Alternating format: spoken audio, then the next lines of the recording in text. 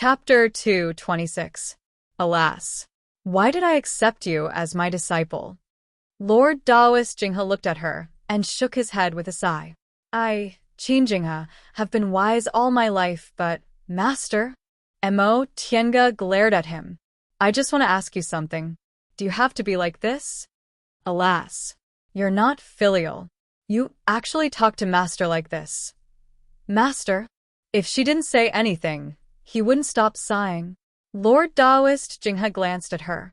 Upon seeing her furious expression, he chuckled and said, Tiange, Master thinks this is more like you.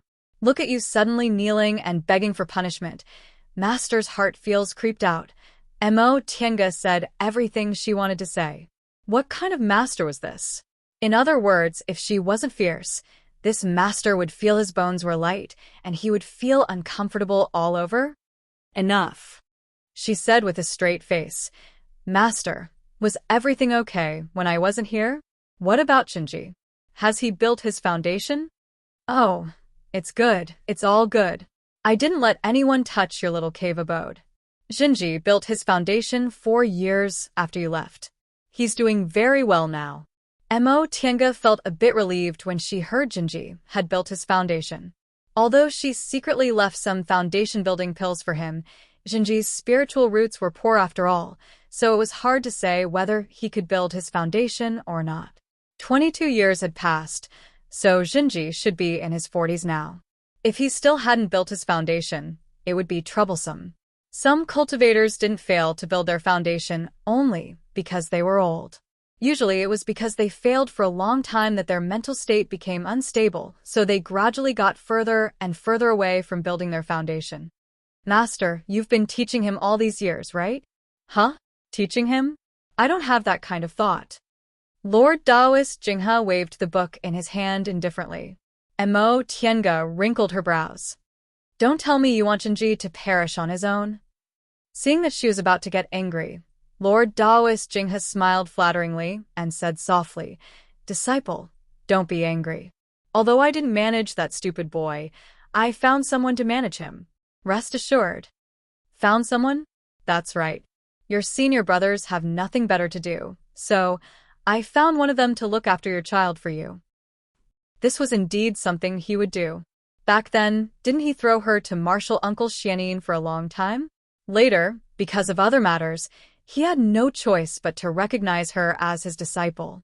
With a sigh, Mo Tiange said, Master, since you don't have anything to ask, I'll go back and rest first.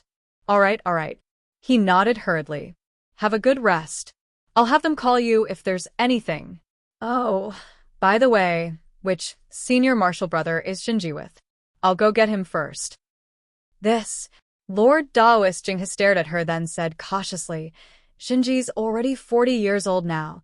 He's no longer the child from back then, yet you still want to adopt him? Leave him some face as a man. No matter how old he is, he's still my nephew, Mo Tiange said. Besides, in terms of age, she could indeed be Shinji's mother. Thinking up to this point, she cast a somewhat suspicious glance at him. Master, tell me the truth. What did you do to Shinji? I really didn't. Lord Taoist Jinghe said boldly and put on a serious face. I'll have someone call him back later, okay? I promise you'll see him in a while. Mo Tiange stared at her master for a long time then finally nodded. All right, I hope Master isn't lying. Hee, how could I? Quickly go and rest. You look tired. Mo Tiange was persuaded by his seemingly concerned tone. I understand. She turned around and walked a few steps then turned back again. By the way, Lord Taoist Jinghe was startled. Huh, Master, do you really have to be this scared? No, I'm not scared. Lord Taoist Jinghe rubbed his nose, his gaze wandering. I said I called Shinji back. What other questions do you have? I just want to ask, what kind of major event happened when the school sent the summoning talisman this time? Upon hearing this question, Lord Taoist Jinghe calmed down. About this major event is indeed a major event, but it's not a bad thing. It's a bit complicated, so I'll tell you later. You should go and rest first. This time, his expression was very firm. Mo Tiange thought about it. Although Master was unreliable, he never delayed official business. Since that was the case, she'd let him go. All right, Master, I'll believe you this time, but don't let me down. I know. Lord Taoist Jinghe impatiently drove her away. You've just come back, but you're already so annoying. Go and rest. Looking at him, she really didn't believe there was no conspiracy. Mo Tiange sighed inwardly, then walked towards her Mingxin residence. After she left, Lord Taoist Jinghe hurriedly called, Mingxia. Here. Mingxia hurriedly ran over. Quickly go to that stinky brat's place and get Jinji back. Mo Tiange naturally didn't know what Lord Taoist Jinghe said. She walked into her small cave and found that nothing had changed. There was a pond in front of the house, a medicinal field in the back, and a row of 5 small houses. There were still only a few tables and chairs in the small living room, a tea set, and 2 books on the table, which she used to read often. In the concocting room, there was the coarse concocting furnace she bought for 15 spirit stones when she first started learning pill concocting.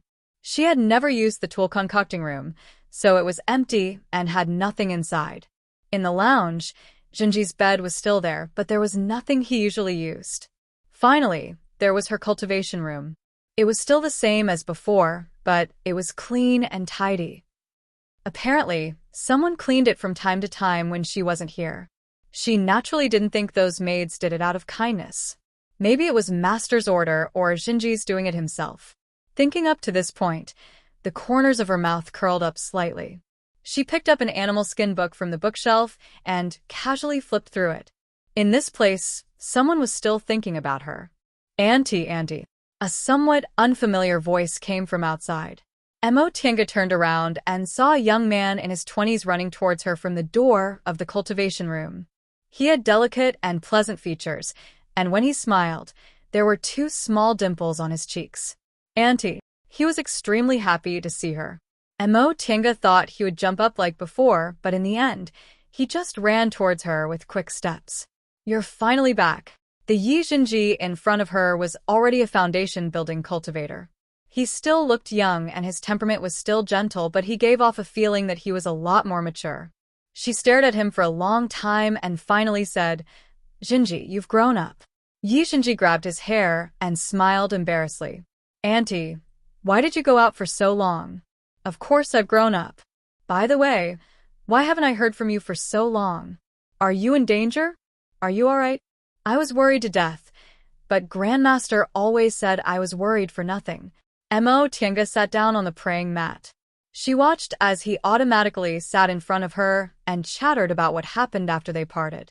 She felt warm inside, as if she was under the warm sun in winter. Auntie, why aren't you talking? Yi Jinji finally noticed her silence after he finished asking a bunch of questions. Mo Tiange, who had been smiling the whole time, finally answered. Auntie saw that you were talking very happily, so I'll let you talk to your heart's content first. Auntie. Yi Jinji's expression fell. Why are you acting like Master? Master? Mo Tiange wrinkled her brows slightly. Yi Jinji ignored that she was actually asking him a question. He impatiently asked again. Auntie, you haven't told me how you've been in the past 22 years. She smiled and thought for a while before answering. I did encounter some things, but I also obtained some fated chances. In the end, it was more daunting than dangerous. I didn't contact you because I was trapped in a place for a long time, but it's all over now, so there's no danger. She casually explained, then asked, What's the matter with the master you mentioned? Who taught you all these years? It's Master. Yi Jinji seemed to be a bit confused about her question. Auntie, after you left, it took me several years to build my foundation. Grandmaster became impatient when he saw me building my foundation, so he sent me to Master's place. At this point, he curled his lips, obviously very dissatisfied with this Grandmaster's behavior. He then smiled and said, Fortunately, although Master looks very fierce, he's actually very good. Although Master has been very busy these years, he's always taken care of me. Mo Tiange had a bad premonition. Who's the Master you're talking about? Who else could it be? Don't I only have one Master?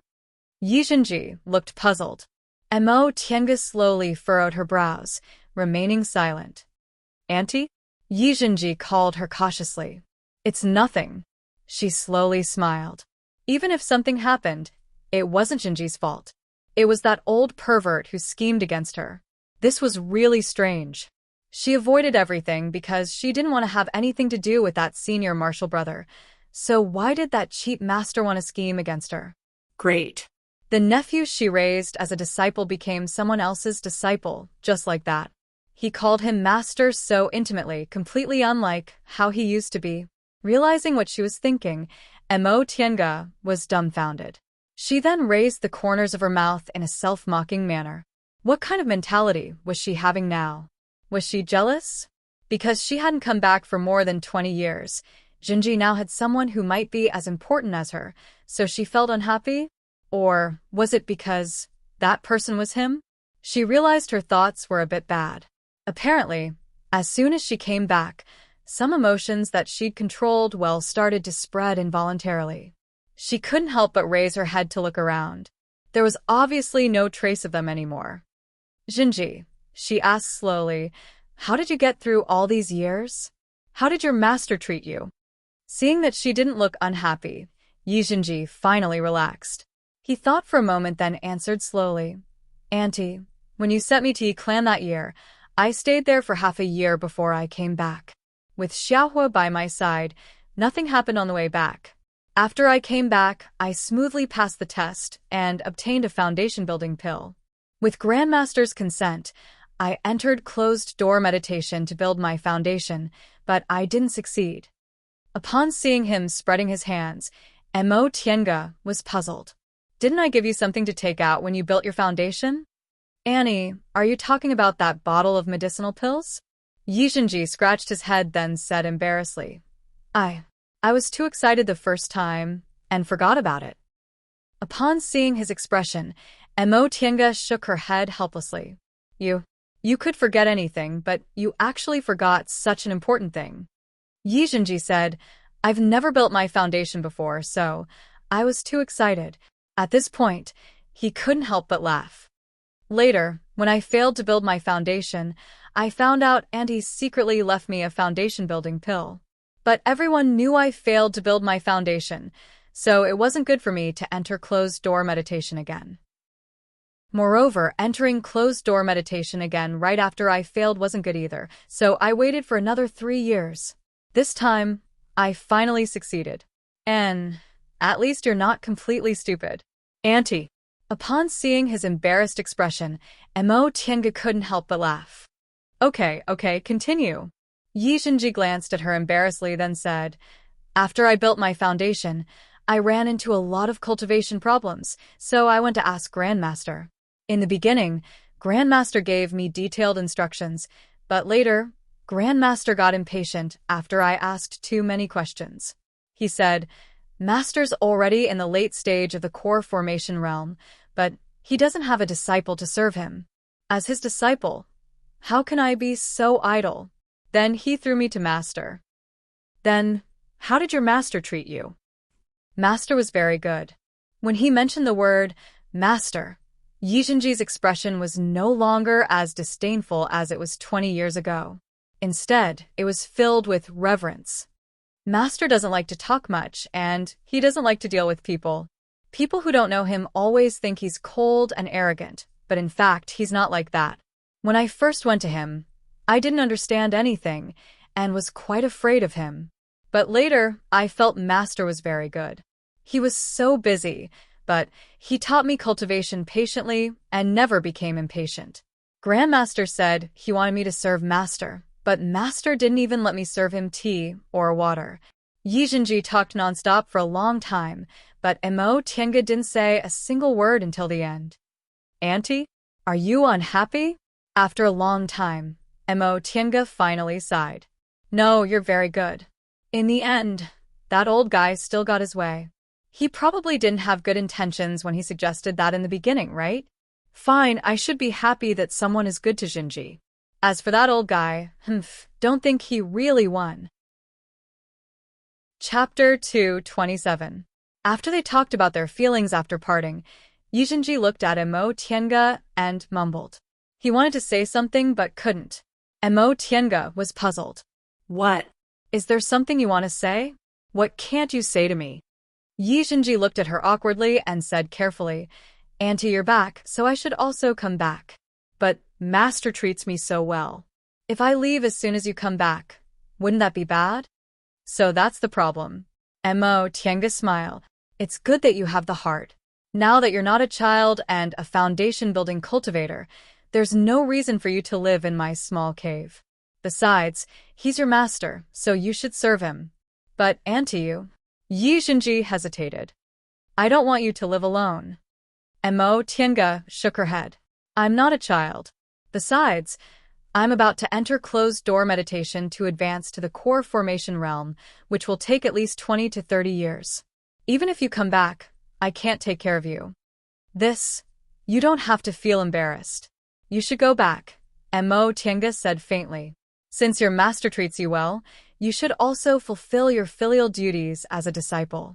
I'm busy forming my gold core now, so I really can't take care of you. All right. Yijinji was in a dilemma, but in the end, he listened to her. All right, you've been here for a long time. You should go back now. Got it, Auntie? You just came back, so rest well. I'll come and see you when I have time. Mo Tiange nodded with a smile and watched him leave. Mo Tiange was the only one left in the room. Her smile disappeared, and she sat in silence for a while. All kinds of feelings flashed through her heart, but in the end, she just sighed. Forget it, forget it. In fact, it's better for Jinji this way, and she'll have fewer worries. Lord Daoist Jinghe waited for a long time, but no one came. He couldn't help but mutter, strange, why isn't she here yet? Mingxia, who was waiting on the side, asked, Grandmaster, what are you waiting for? Waiting for that unfilial, dead girl. Lord Daoist Jinghe waved his hand impatiently. She's still not here? Did she really change? Martial Uncle Themo. Mingxia was puzzled. Grandmaster, why did Martial Uncle Imo come? Don't you want her to rest? If I give Jinji to that brat, he'll definitely be angry. Lord Daoist Jinghe, who was holding a cup of tea, said with a frown, according to her previous personality, she'd definitely come to throw a tantrum if she was angry, but why didn't she come today? Mingxia was speechless. Having served this Grandmaster for decades, she certainly knew what kind of personality the Grandmaster had. But to wait for his own disciple to denounce him, was this something a nascent soul Grandmaster would do? What kind of expression is that? Lord Daoist Jinghe glared at his maid. Mingxia said, Grandmaster, why do I feel like you just want to make Martial Uncle Mo angry? What good will it do her to be angry? Sigh, you don't understand. Lord Daoist Jinghe shook his head and said, I've lived for almost 1,000 years. If I don't find some fun for myself, life would be boring. Besides, that girl is a cultivation maniac. I don't want to teach her to be like our stinky brat. Failure once is enough, but she still taught such a disciple. That's my biggest failure. Mingxia blinked her eyes. Why do I feel like you actually want to be a matchmaker? Lord Daoist Jinghe was speechless for a long time after Mingxia hit the nail on the head. Seeing that there was no one around, Mingxia mustered her courage and asked, Grandmaster, didn't you say in the past that the people of the Dao sect who don't engage in dual cultivation have their own benefits? Without any worries, their mental states will be more peaceful? Lord Daoist Jinghe rubbed his nose and said, Dual cultivation also has its advantages. Besides, this matter has to be looked at in detail. That stinky brat obviously has a knot in his heart, so I might as well help him. Knot in his heart? Help him? Mingxia didn't understand, but Lord Daoist Jinghe didn't plan to answer. He scratched his head and said, Enough. Go take a look at what that girl is doing. Is she really not angry at all? Angry? Mo Tiange asked herself. Of course she could not be angry. This master of hers clearly wanted to scheme against her. But after thinking about it carefully, she felt it was better to entrust Jinji to someone else in her current state. Now that she was about to form her gold core, there were too many things she had to do. Jinji was already in the foundation building realm, so there wasn't much she could do for him. That being the case, Why should she be angry with that unreliable master? It wouldn't benefit her and would only make other people happy for nothing. Mo Tiange collected her thoughts and rested for a few days. During this time, she casually dismissed the maids who came to inquire about her. After the incident at Bishuan Court, she had never longed to advance and become stronger as much as she did now. Later, Yi Jingwen, Luo Fengxue, Han Qingyu, and even Kuang Zhu and the others all sent her summoning talismans to ask about her. Mo Tiange went to visit them one by one. Yi Jingwen's cultivation went smoothly, and he was already in the late stage of the foundation building realm. Although Luo Fengxue didn't make any progress in her cultivation, she became the chief steward of Sweet Dew Peak and was like a fish in water. Like her, Han Qingyu and Kuang Zhu were already in the peak stage of the foundation building realm and were waiting to form their gold cores. Zhan Bai couldn't advance, so he was in closed-door meditation. His two sworn brothers and sisters, Xiaoguzi and Xiaozue, failed to build their foundations several times and were now ordered by Kuang Zhu to enter closed-door meditation. They weren't allowed to leave until they built their foundations. By the time she finished her visits, Mo Tiange already had a better understanding of the reason why all foundation-building disciples were summoned back to the school. Martial uncle Xianin moved to Sweet Dew Peak. As his disciple, Luo Fengxue was also good at managing things, so all the affairs on Sweet Dew Peak were now handled by her. Regarding this matter, Luo Fengxue secretly leaked some information to her. As it turned out, during the school's major competition 20 years ago, when two core formation martial uncles were having competition, they accidentally caused the mountain wall to collapse and unexpectedly discovered that there was an extremely secret magic formation hidden in the valley of the main peak. After some investigation, the school head and several core formation elders believed that this magic formation was set up at least more than 100,000 years ago, so they immediately reported this matter to the grandmasters of each peak. Xianqing School had been established for several tens of thousands of years, and it had produced countless astonishing and outstanding people. This formation was actually located deep inside the main peak of Mount Taikong and hadn't been discovered for several tens of thousands of years. This was too inconceivable. Mo Tiange pondered for a moment, then asked Luo Fengxue, more than 100,000 years ago, could it be left behind from the Middle Ages era? Luo Fengxue nodded, then shook her head. Several martial uncles have seen it.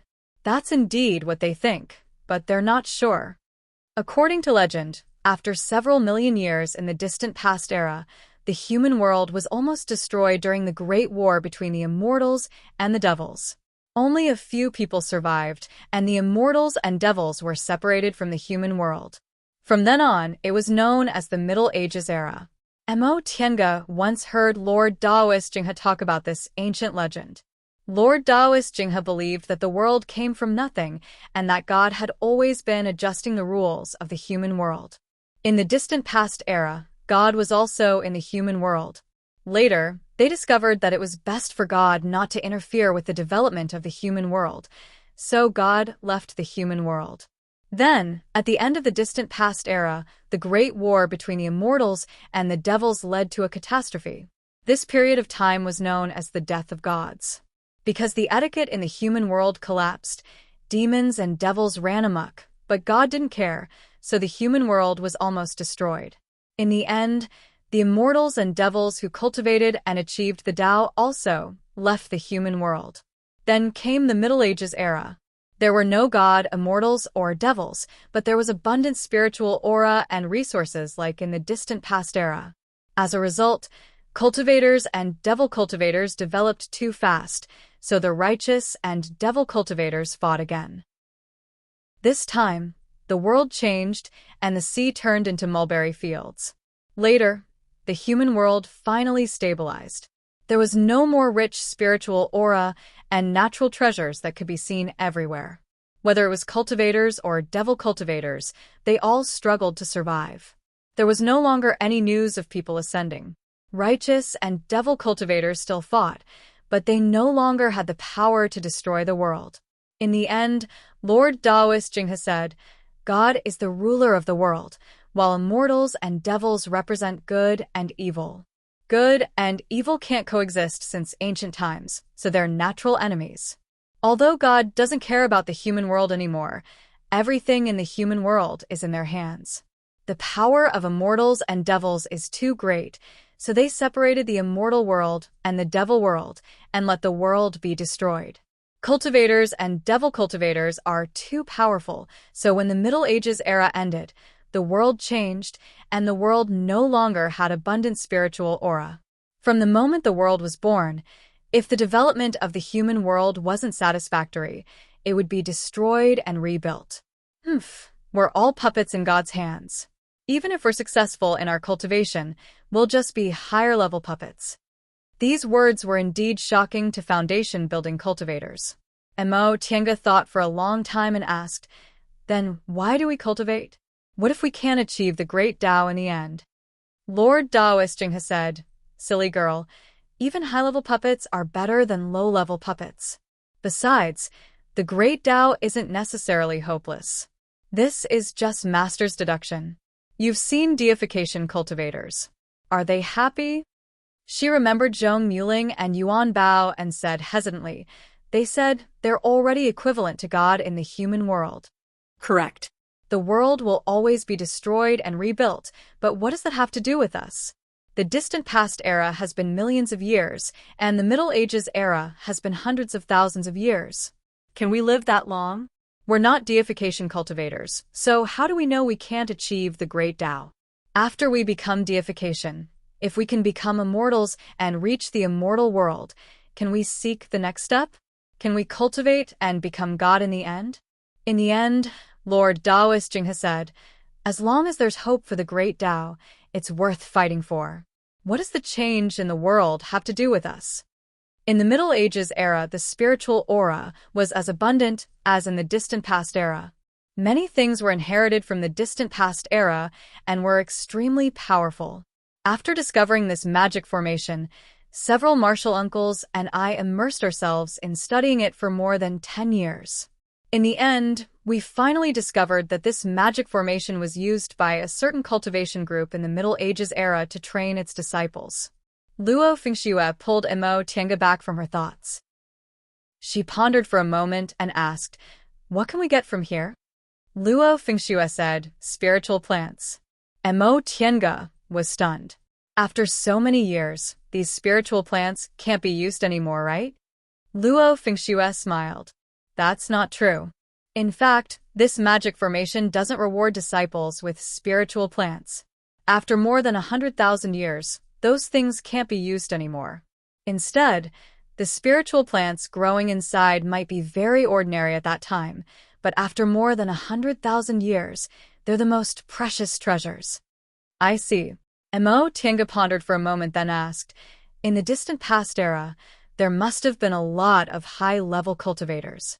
Why did they want us foundation-building disciples to go?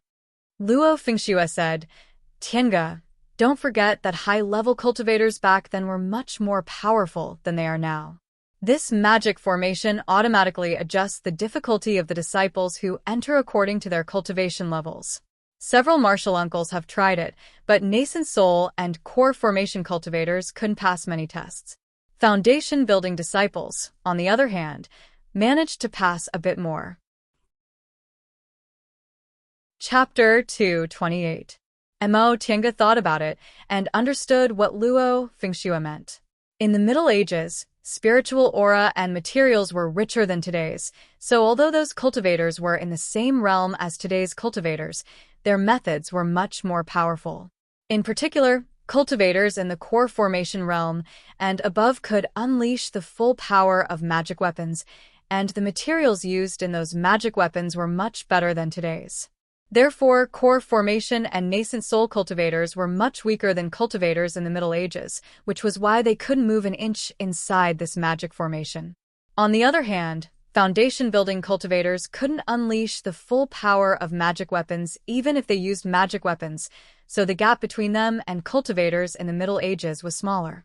Since that's the case, it's enough to select the foundation-building disciples with high cultivation. Why summon all the foundation-building disciples back? Luo Fengxue said with a smile, this magic formation is very powerful. In the past dozen years, martial uncles have studied it for a long time, but they still couldn't figure out the principle behind it. Once you enter the formation, there will be many forks in the road. We just want the spiritual plants growing inside, not the reward for passing the test, so the more disciples who enter the formation, the better. Mo Tienga asked again. From what you said, entering this magic formation won't be dangerous? Then why don't you let everyone enter? Luo Fengxue shook her head.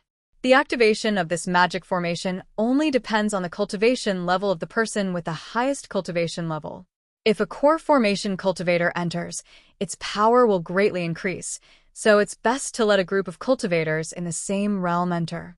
In fact, we also thought about letting aura refining disciples enter in the beginning, but perhaps aura refining disciples weren't considered beginners in the Middle Ages, so they couldn't even enter the entrance of the magic formation.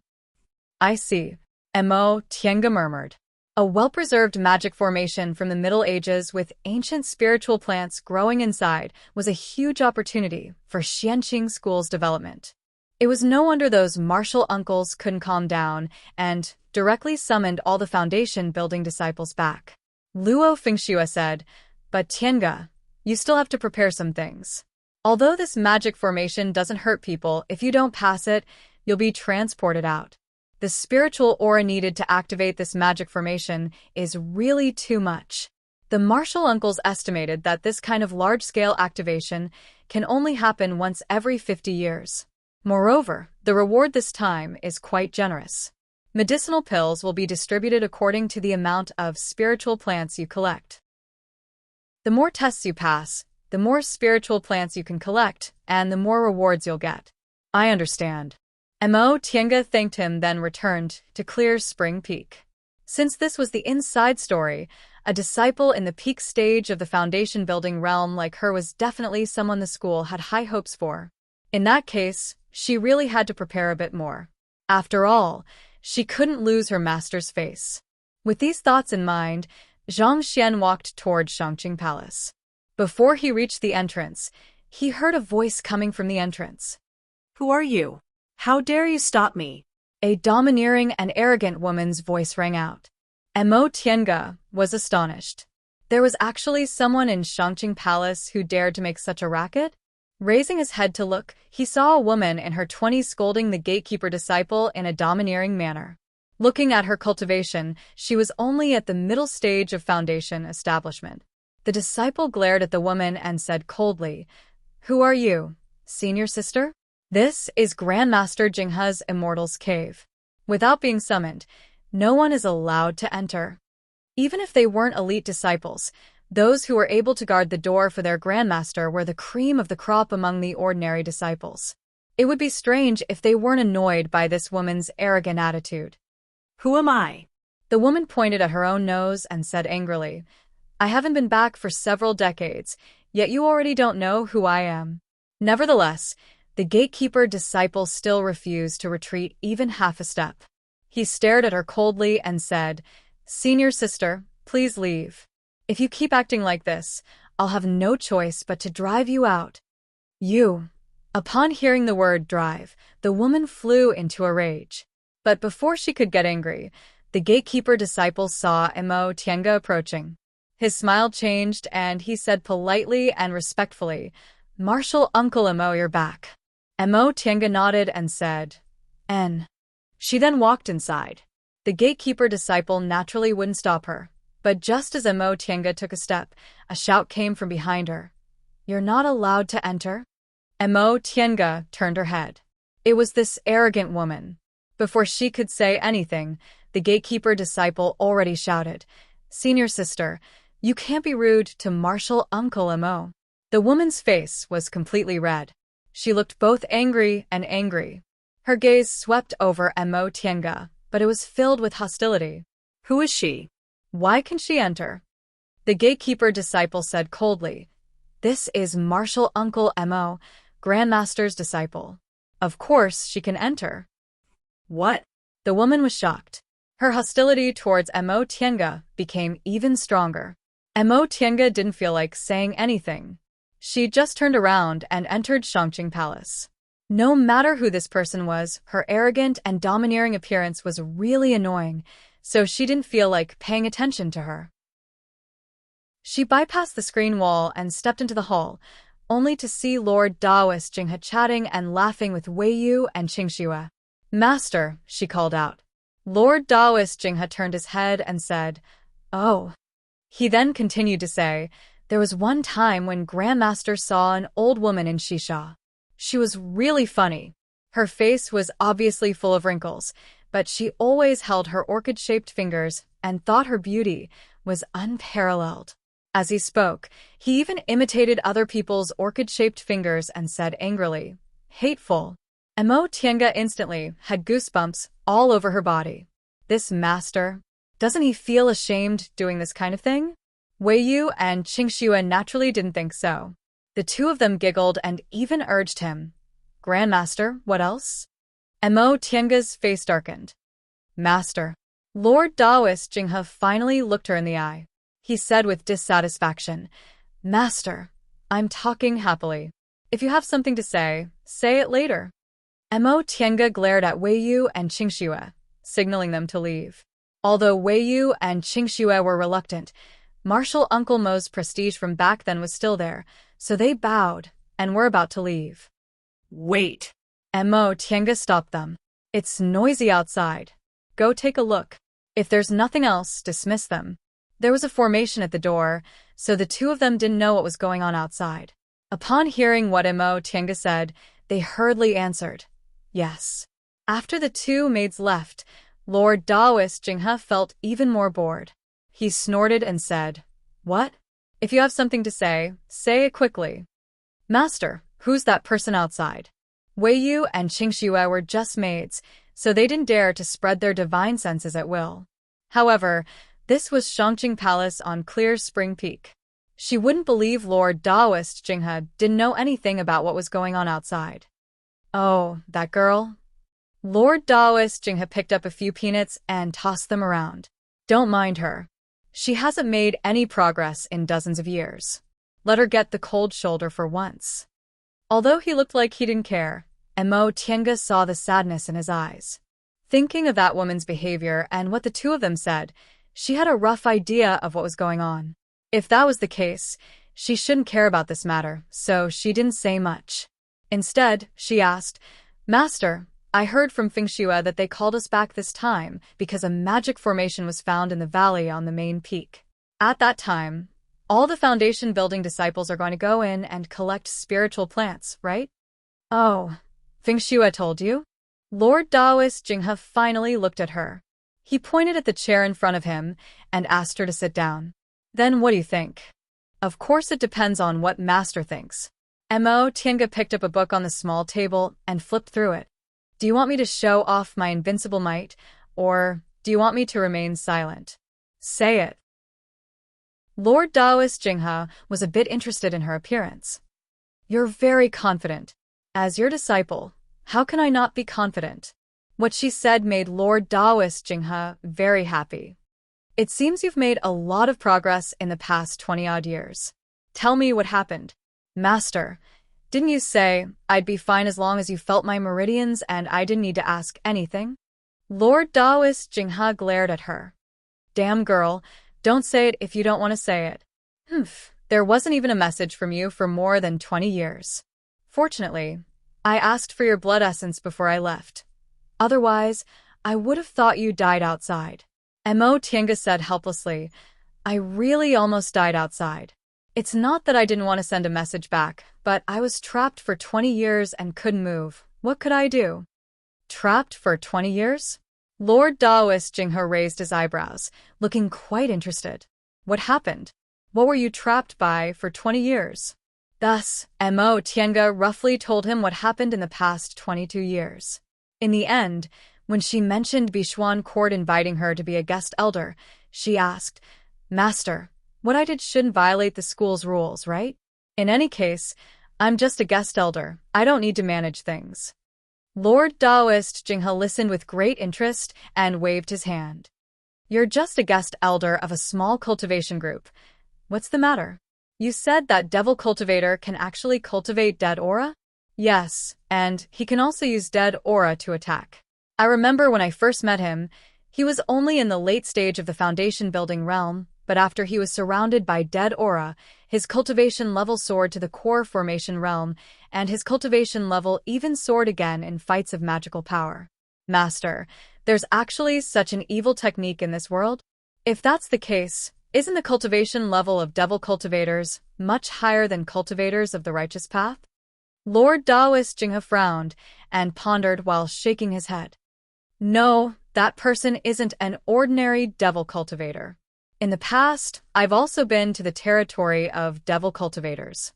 Although most of the devil cultivators' cultivation techniques are strange, and many of them are life-threatening, I've never heard of anyone cultivating dead aura. The person you're talking about is an anomaly, so the problem should be with his cultivation technique. Did you get the stone tablet with the cultivation technique recorded on it? Take it out, and let me take a look. Mo Tiange paused for a moment, then said, I don't dare to take it out directly. Master, please wait, I'll think of a way. In fact, she threw the stone tablet into the virtual sky world, so she couldn't take it out right away. Fortunately, Lord Taoist Jinghe didn't doubt her. All right. In addition, Master, can I prepare to form my gold core? Lord Taoist Jinghe said, It's fine as long as you feel it's right. When this matter is over, you can enter closed-door meditation. At that time, I'll take this opportunity to get you some medicinal pills. With your current cultivation level, I reckon you'll be able to reach the peak stage of the foundation building realm in 10 or 20 years. At that time, you'll be able to form your gold core steadily. Ha! My clear spring peak should produce another genius, disciple. At this point, he stroked his beard complacently. Mo Tiange was just about to say something when she saw Wei Yu coming in with a distressed expression. Wei Yu shouted, Grandmaster, that woman is so unreasonable. Chapter 229. If she was really that woman, she'd certainly be unreasonable. Mo Tiange looked up and saw Lord Taoist Jinghe, who was smiling just a moment ago, saying faintly, Let her in. Grandmaster. Wei Yu was dumbfounded, but she quickly reacted and said, Yes. Mo Tiange should have taken her leave, but she really wanted to watch the show, so she shamelessly ignored Lord Taoist Jinghe's gaze and stayed. He glared at her, but she didn't respond, so Lord Taoist Jinghe didn't feel like paying attention to her. Not long after Wei Yu left, she saw the woman rushing in from the door. When she saw Lord Taoist Jinghe, her eyes turned red, and she ran towards him with a sobbing tone. Grandmaster. She ran to Lord Taoist Jinghe, knelt down with a plop, then grabbed his clothes and looked up with tears in her eyes. Grandmaster, Mo Tiange saw that Lord Taoist Jinghe's expression was indifferent at first, but when the woman knelt and cried in front of him, his expression slowly softened. In the end, he sighed helplessly and gently pulled her up. Mingzhu, it's been so many years. Do you know your mistakes? While wiping her tears, the woman choked and said, Grandmaster, I know my mistakes. I missed you so much when I was outside, and I regret it so much. It's good if you really know your mistakes. Lord Taoist Jinghe let her sit next to him and said seriously, Tell me, where did you go wrong? The woman wiped her tears and said, I shouldn't have lost my temper. I shouldn't have fought with my fellow disciples, and she bit her lip. I shouldn't have stopped others from getting close to Senior Martial Brother, and I shouldn't have had delusions. Grandmaster, I really know my mistakes. Don't let me stay outside alone again, okay? Senior Martial Brother? Mo Tiange raised her eyebrows. Feng Shui shouldn't be wrong about what happened. Whether it was according to cultivation level or seniority, shouldn't she call him Martial Uncle? Lord Taoist Jinghe's expression softened and he said earnestly, We cultivators should know the principle of the heart moving at will and the mind maintaining tranquility. It's not that we shouldn't have affection or abandon the idea of love, but we shouldn't be obsessed and shouldn't fall into a demonic barrier. Do you understand this? The woman lowered her head, crying as she nodded. Lord Taoist Jinghe originally wanted to say more, but upon seeing Mo Tiange's current appearance, he eventually shook his head and said, You should have come back for the disciple gathering this time, so you can't be considered leaving without permission. Go back to your Zhili house. It's still the same, as when you left. When Mo Tiange saw his face that was still shedding tears, she was instantly ecstatic. However, when she raised her head, she restrained herself a little. Grandmaster, you're still treating me so well. Lord Daoist Jinghe reached out and stroked her head. There was nostalgia and sadness on his face. You're the child I watched grow up. All right, you should go rest. When things are settled, you can go back to Yungang Mountain Courtyard. The woman was startled. Grandmaster, I still have to return?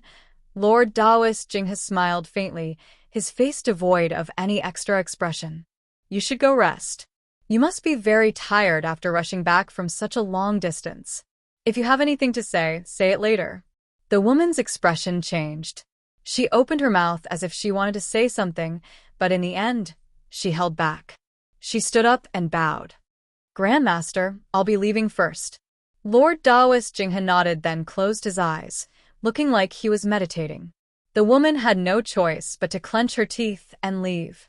When Mo Tiange saw the contemptuous and jealous expression on Lord Daoist Jinghe's face when he passed her, she picked up the cup of tea on the table, then lowered her head and sipped it expressionlessly.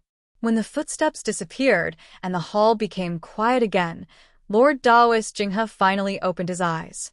His gaze was filled with sadness as he stared at the way the woman disappeared. This was the first time Mo Tiange saw this playful master of hers reveal such a sad expression.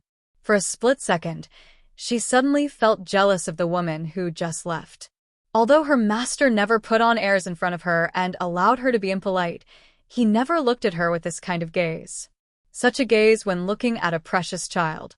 She knew that no matter how well her master treated her, in his heart, he probably still wasn't as good as that woman. Realizing what she was thinking, Mo Tiange smiled self-deprecatingly. 2 days ago, she was jealous of Jinji, but today, she was jealous of her master again. What was wrong with her? Not to mention that she shouldn't be obsessed with this, but why should Jinji and her master treat her more seriously? For more than 20 years, she wasn't the one who taught Jinji, and she wasn't raised by her master. Tiange, Lord Daoist Jinghe suddenly said. Mo Tiange was stunned for a while before she finally looked up. Master. Do you know who she is? Mo Tiange frowned slightly. I think she should be senior martial brother Qingyuan's daughter. Correct. Lord Daoist Jinghe wasn't surprised that she guessed it at all. He leaned back on his dragon chair, his gaze falling on the void. That was more than 100 years ago. At that time, I hadn't advanced to the middle stage of the nascent soul realm for long. I wanted to go further on the path to immortality, so I often went out to look for fated chances. For this reason, several of my disciples also often put aside their cultivation to run errands for me. Although Qingyuan was my disciple, his aptitude wasn't very good. Back then, I saw that his aptitude was ordinary, but he cultivated diligently, so I took pity on him and accepted him as my disciple. That child was honest and always felt that he could form his gold core because I took care of him, so he respected me the most and always did his best to do things for me. One time, when Qingyuan went out, he accidentally encountered a 10,000-year-old tieli tree. He knew I wanted tieli fruits, so he went to pick them. Unexpectedly, there was an 8th-rank demonic beast guarding next to the tieli tree. At this point, Lord Daoist Jinghe closed his eyes. I saw his longevity lamp go out, so I went to look for him and found that he didn't even have a corpse left. Mo Tiange was stunned. An 8th-rank demonic beast was equivalent to the early stage of the nascent soul realm. This senior martial brother was only in the core formation realm, so how could he defeat it? No wonder Master tolerated that arrogant grand disciple so much. It turned out that her father died for Master. Master? Mo Tiange whispered, "You're telling me this because..." Lord Daoist Jinghe showed a bitter smile. "Do you think I don't know that child Mingju's personality? She lost her father when she was a child because of me, and I didn't teach her well. In fact, I really owed her. After I took her back, I spoiled her too much and fostered her arrogant personality. Although I knew she was in the wrong, I couldn't bear to discipline her until she attacked a fellow disciple. Mo Tiange once heard Luo Fengxue talk about this matter. Wei Jiasi was seriously injured by this person, and the reason was only because Wei Jiasi accepted an errand to serve senior martial brother Shoujing. The child she injured was Xuaning's disciple, and also my grand-disciple. No matter how much I loved Mingzhu, I couldn't be too biased, so I had to punish Mingzhu heavily and ruthlessly control her. But I spoiled her rotten a long time ago, so she couldn't change no matter what. In fact, she even became worse and didn't know how to repent. I was extremely disappointed. In a fit of anger, I ordered her to go to a courtyard thousands of miles away from here and told her that she wasn't allowed to return to the mountain without a summon.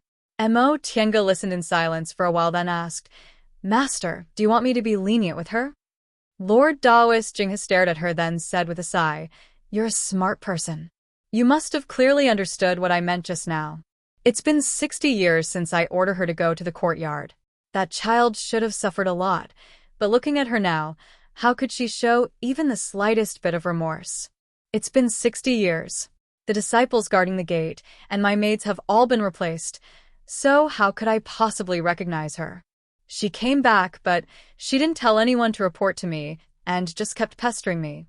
Mo Tiange carefully calculated in her heart. This nominal martial nephew of hers was probably 160 or 70 years old, right? Such behavior was indeed too willful. Although her master treated her gently just now, his attitude was distant. Moreover, her martial uncle was also present, but her master didn't let her greet him. Obviously, he didn't intend to let her come back. Thinking up to this point, Mo Tiange felt her jealousy was unreasonable. I understand. She'll only stay for a while. Even if she does something excessive, I'll just ignore it. And Lord Daoist Jinghe felt slightly gratified. She was raised by me. Even your senior martial brother Shoujing can't compare to her. How could I not feel distress seeing her come back like this? It's been 60 years, so if she knew she was wrong, I'd let her come back. But she missed this opportunity. Her attitude is still arrogant.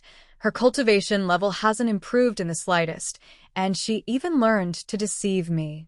For her father's sake, I won't treat her unfairly with medicinal pills or magic weapons, but she can forget about coming back to Mount Taikong in the future.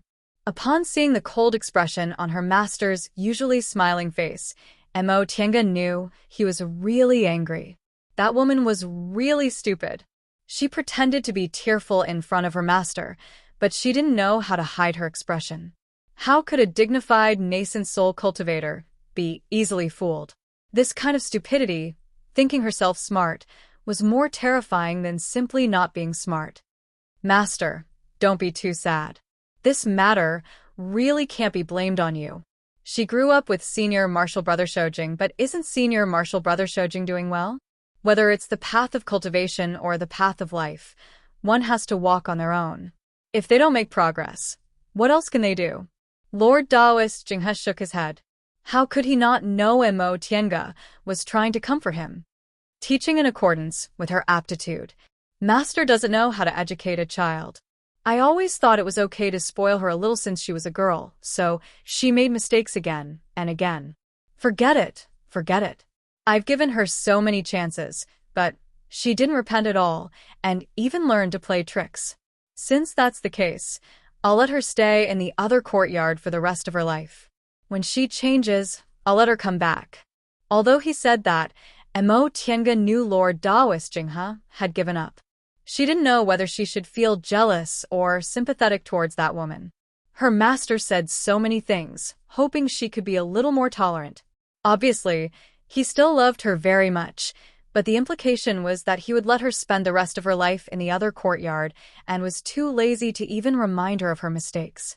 No matter how much he loved a child, if she was unwilling to repent over and over again, his doting heart would eventually turn cold. After not seeing her for 60 years, he originally hoped she could change a little bit, but the result was still the same.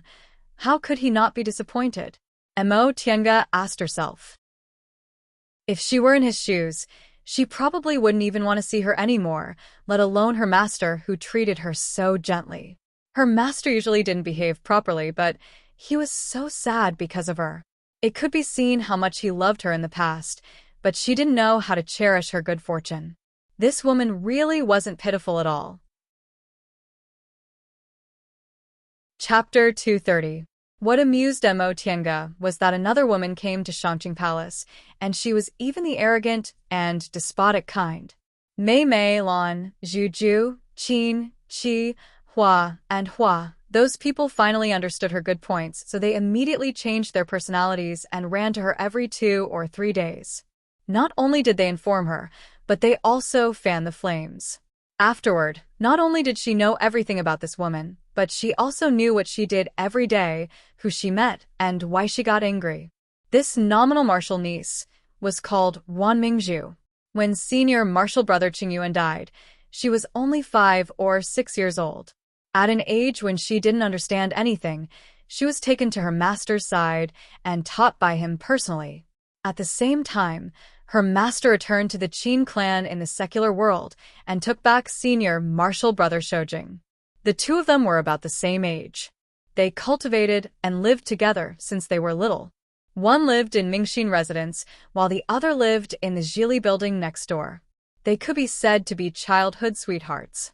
After living together for several decades, Wan Mingzhu naturally thought senior martial brother Shoujing would always be with her. Who knew that senior martial brother Shoujing actually had a dull personality? Normally, he always immersed himself in cultivation and ignored her good intentions.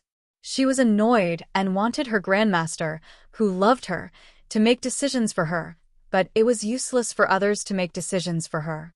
As the two of them gradually grew up, the difference in their cultivation levels and temperaments became bigger and bigger. Senior martial brother Shoujing gradually stopped paying attention to her.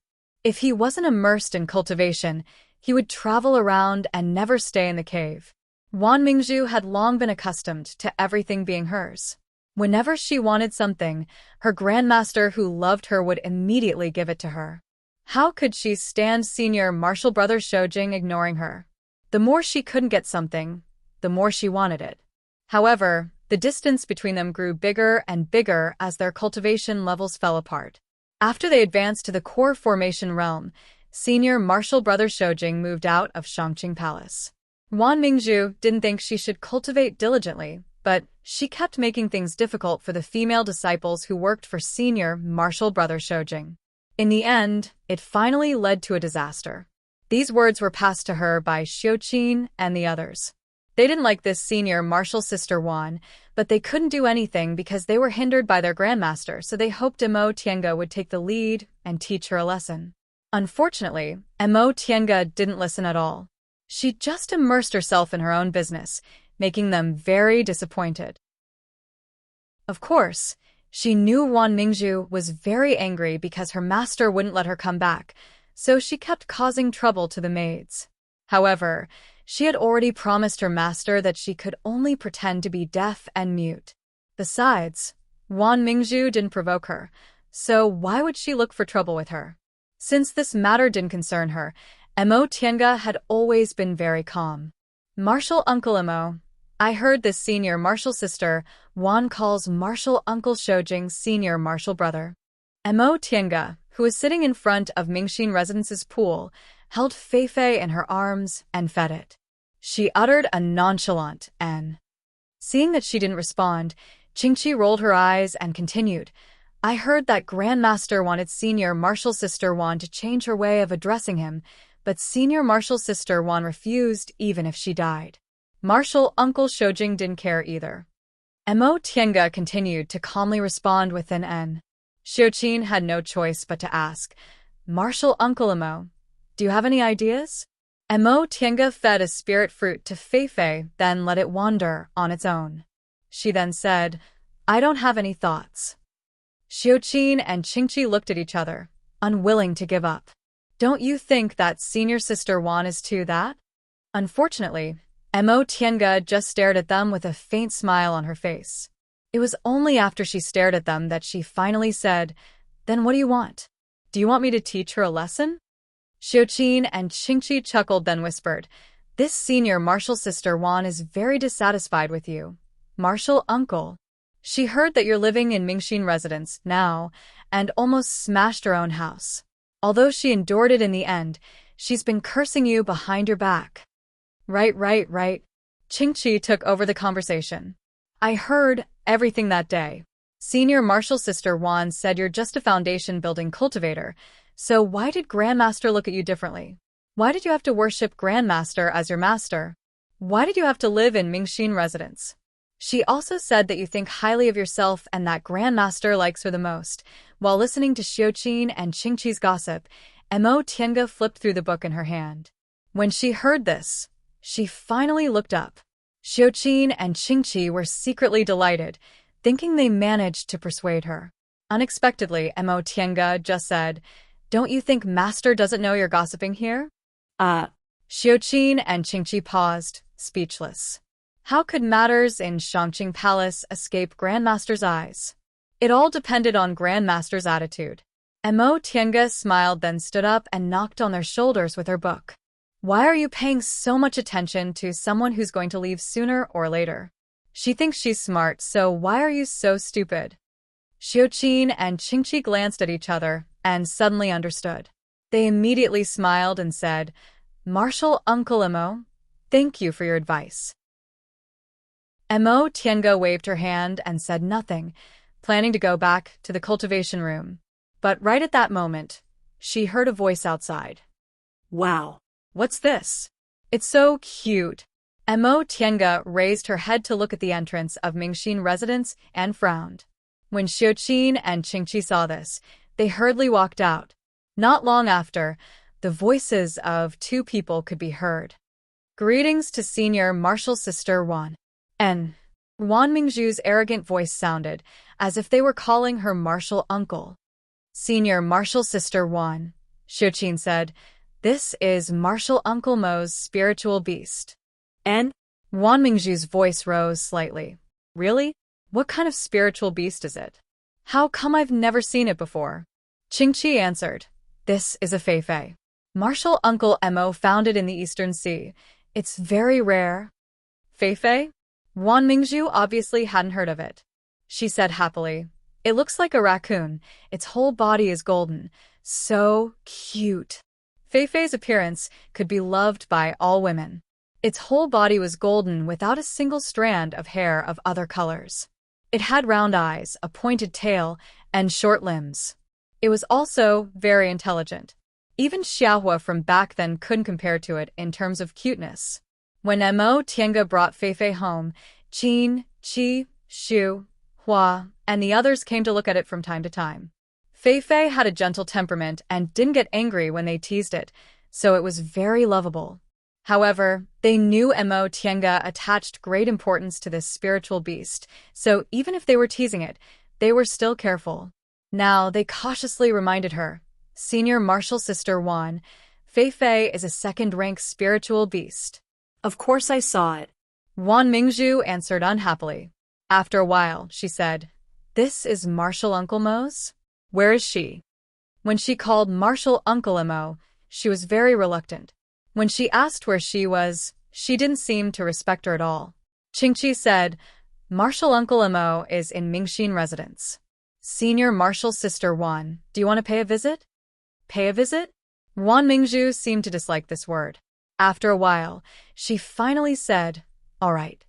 Mo Tiange thought Wan Mingzhu would let Xiuqin and Qingqi come in to report, but in the end, the door of Mingxin residence was immediately knocked open. Eldest young Miss Wan Mingzhu directly walked in with Feifei in her arms. Mo Tiange frowned. She saw Feifei in her arms.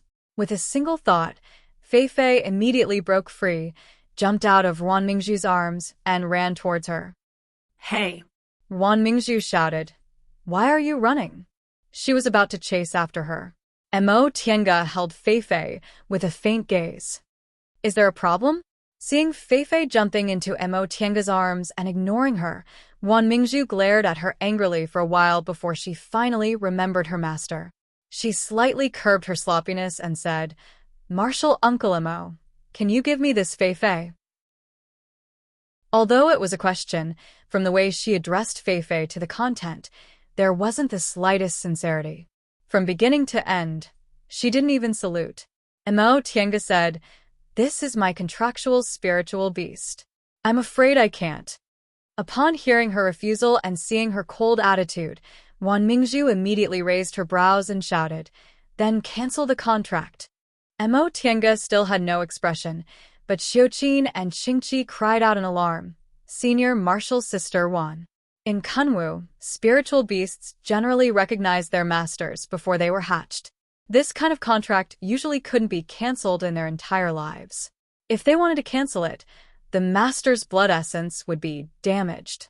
Wan Mingzhu didn't know that the contract between her and Feifei was a subordinate contract and not a master recognition contract, but she said it as if it was a matter of course. Unexpectedly, she didn't care about Feifei's loss at all. Wan Mingzhu, on the other hand, was completely unaware of this and continued to ask, "How is it? Did you promise me?" Mo Tiange wrinkled her brows and said slowly, "Feifei doesn't give it away. You." Upon hearing what she said, Wan Mingzhu's expression changed greatly. Perhaps because she recalled that things were no longer the same as before, her expression changed for a long time, but in the end, she endured it and said, "Martial Uncle Mo, if you give me your spiritual beast, I'll ask Grandmaster to compensate you, okay?" Her tone made the three people raise their eyebrows. Qingqi couldn't bear it anymore and shouted, "Senior Martial Sister Wan, Grandmaster always grants Martial Uncle Mo every request. Whatever Martial Uncle wants, you only need to tell Grandmaster." These words, however, had the intention of showing off. Whatever Martial Uncle wanted, he could just ask Grandmaster. Why did he need her to ask? Wan Mingzhu's expression changed. Qingqi's words obviously put her in a difficult position. She originally wanted to endure it, but in the end, she couldn't hold it anymore and said angrily, "Grandmaster has always doted on me. Isn't it just because I wasn't here for 60 years? You actually dare to look down on me. What's the big deal about a disciple who came in halfway? Do you think she's more important than me?" The corners of Mo Tiange's lips curled up. She was very clear about her master's attitude. In terms of importance, she indeed couldn't compare to Wan Mingzhu in her master's heart. However, her master wasn't an unreasonable and biased person who didn't care what Wan Mingzhu said. Besides, her master had clearly given up on her now, so how could he still indulge her? This Wan Mingzhu. She was already more than 100 years old, but she still had this kind of personality. She really didn't know where she'd been living all this time. Xiuqin and Qingqi didn't answer. It wasn't appropriate for two maids to say this kind of thing. However, they also didn't want to swallow their anger, so their gazes kept sweeping over Mo Tiange. Finally, Mo Tiange opened her mouth, living up to everyone's expectations. She said slowly, "Martial Nephew Wan, I won't give this spiritual beast to anyone. If you want it, go and ask your Grandmaster yourself." Wan Mingzhu originally called her Martial Uncle Mo out of reluctance. Now that she heard Mo Tiange calling her Martial Nephew Wan, as if it was a matter of course, she was extremely annoyed. Moreover, when she heard Mo Tiange stubbornly refusing to give Feifei to her, her anger burned even more fiercely. "You." Wan Mingzhu glared at her for a while, then said angrily, "Don't regret this." She then turned around and walked away. Seeing Wan Mingzhu leaving in anger, Xiuqin and Qingqi both looked as if their hatred had been vented. However, they heard Mo Tiange say slowly, "You two, the 16 of you can stop worrying. Don't think of using me to deal with her, so you can vent your anger. Shangqing Palace's affairs have never been concealed from you. I'll also be honest, she won't be staying here for long, so for Master's sake, don't trouble her anymore. Is it really necessary to deal with someone who's already been abandoned by Master?" Chapter 231. Grandmaster. Wan Mingzhu ran into the main hall of Shangqing Palace, crying. Lord Daoist Jinghe was joking with a smile, but when he saw her coming in, his expression disappeared and he said faintly, "What happened?" With tears in her eyes, Wan Mingzhu said, "Grandmaster, I didn't do it on purpose. I just thought Martial Uncle Mo's spiritual beast was very interesting, so I wanted to ask her for it. I didn't want to make her angry." Lord Daoist Jinghe slowly frowned. And then, Wan Mingju lowered her head to hide the hatred in her eyes. Martial Uncle Mo seemed very angry. Wan Mingju looked up and saw Lord Daoist Jinghe sitting on the dragon chair, leisurely picking up a cup of tea. Mingju. And she didn't understand Grandmaster's attitude. Lord Daoist Jinghe looked at her indifferently. Tiange always treasures the things around her. Although you want a spiritual beast, she views it as a partner, so she's unwilling to give it to you. Wan Mingju was stunned. She didn't expect Grandmaster to react like this. Lord Daoist Jinghe continued to say, if you have nothing else to do, go back and cultivate. You're not young anymore. You still have several decades. If you can't form your gold core, it'll be difficult in the future. Wan Mingju was startled when he suddenly mentioned core formation. Grandmaster, don't you want to form your gold core? Lord Daoist Jinghe looked at her with a sharp gaze. How can I form my gold core if I have so many things in my heart? Tiange is much younger than you, and she wandered from place to place when she was young. She's already in the late stage of the foundation building realm now, and will soon reach the peak stage of the foundation building realm. What about you? I've personally taught you since you were a child. You succeeded in building your foundation at the age of 21, so you should be a proud child. Why are you still in the middle stage of the foundation building realm now that you're more than 170 years old? What have you been doing for the past 60 years? Why haven't you made any progress? Lord Daoist Jinghe's expression became stern. Wan Mingju's heart trembled, and she stuttered. Grandmaster, the spirit vein in Mount Yungang is too lousy. Cultivating there has no effect at all. Really? Lord Daoist Jinghe still looked at her like that. What about the medicinal pills I sent you all these years? Although I didn't call you back, Grandmaster has never deducted your portion. Even if you forcefully eat medicinal pills, 60 years should be enough for you to reach the peak of the middle stage, right? Wan Mingju lowered her head, not saying anything. Lord Daoist Jinghe's expression softened again. He said softly, all right, don't think about unrelated matters. Cultivate properly. This time, the sect has summoned the disciples back to the mountain for something important. If you can do it well, it will only be beneficial to you. Wan Mingju was silent for a long time before she finally answered honestly. I understand, Grandmaster. When she rushed out of Shangqing Palace, Wan Mingju's face was completely red. She saw the gatekeeping disciple looking at her with a probing expression and a hidden hostility in his eyes, so she said angrily, What are you looking at? Being berated by her, the disciple retracted his gaze. He didn't scold her back, but a look of disdain appeared on his face. You.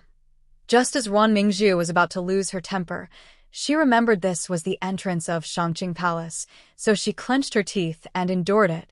With a wave of her hand, she tossed her flying magic tool into the air. Seeing her leave, the disciple who was guarding the door let out a soft harumph and mumbled, She really thinks she's something. Wan Mingju flew to an uninhabited mountaintop.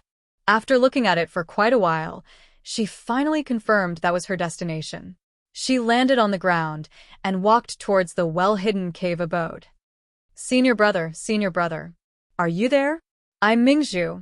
She called out twice, but she didn't hear a reply for a long time, so she continued to call out, Senior brother, come out and meet me. I'm Mingju. After another long while, the door of the cave finally opened. She was overjoyed. Just as she was about to rush out, she was startled and her expression darkened. Who are you? The person who opened the door and came out was Yizhenji.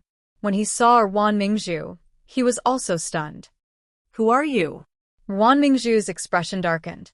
She looked inside and asked, Where's my senior brother? Yizhenji touched his head, then said strangely, Are you new here? Did you come to the wrong place? This is my senior brother's cave. Wan Mingju glared at him. Brat, who are you? Why are you in my senior brother's cave? You're not my aunt. How could there be a senior brother of yours here? Although Yizhenji had a good temper, since the other party's tone was so harsh, he didn't hold back. You should quickly leave. Although my master is amiable, he'll also get angry if someone is so rude. Master? Wan Mingzhu stuck her head out to take a look. A hint of a smile finally appeared on her face. You're my senior brother's disciple, right? Tell him I'm Mingzhu, he'll know. Seeing that Yi Jinji didn't move, Wan Mingzhu shouted again. Quickly go. She really didn't hold back when she ordered people around. Yi Jinji was an honest man, so he didn't get angry. He merely frowned and said, Who's your senior brother? My master's cultivating. He'll get angry if you disturb him, for no reason. You. Just as Wan Mingzhu was about to get angry, she heard a familiar voice coming from inside the cave. Jinji let her in. Wan Mingzhu was delighted. Senior martial brother. She then rushed into the cave. Hey! Yi Jinji became even more confused upon seeing her like this. Who in the world was she? After Master, didn't Grandmaster only accept my aunt as his disciple? Where did this person pop out from and call Master senior martial brother? However, since Master said so, it wasn't good for him to say anything. He closed the cave, then slowly walked back to the hall. After thinking for a moment, he didn't go back to his own cultivation room. Instead, he sat next to Xiaohua, who was curled into a ball and cultivating, pretending to look after the spiritual beast. In fact, Xiaohua was already a third-rank spiritual beast. Its cultivation level was always higher than his, so it didn't need him to look after it. During this time, Xiaohua had been immersed in cultivating. Master said it seemed it was going to make a realm breakthrough again, so he didn't send it back. The door to his master's cultivation room wasn't closed. Yi Jinji pricked up his ears to listen to the movements inside. Senior martial brother. Wan Mingzhu was extremely excited to see Qin Shi. She rushed towards him with tears in her eyes. Senior martial brother, I finally get to see you again.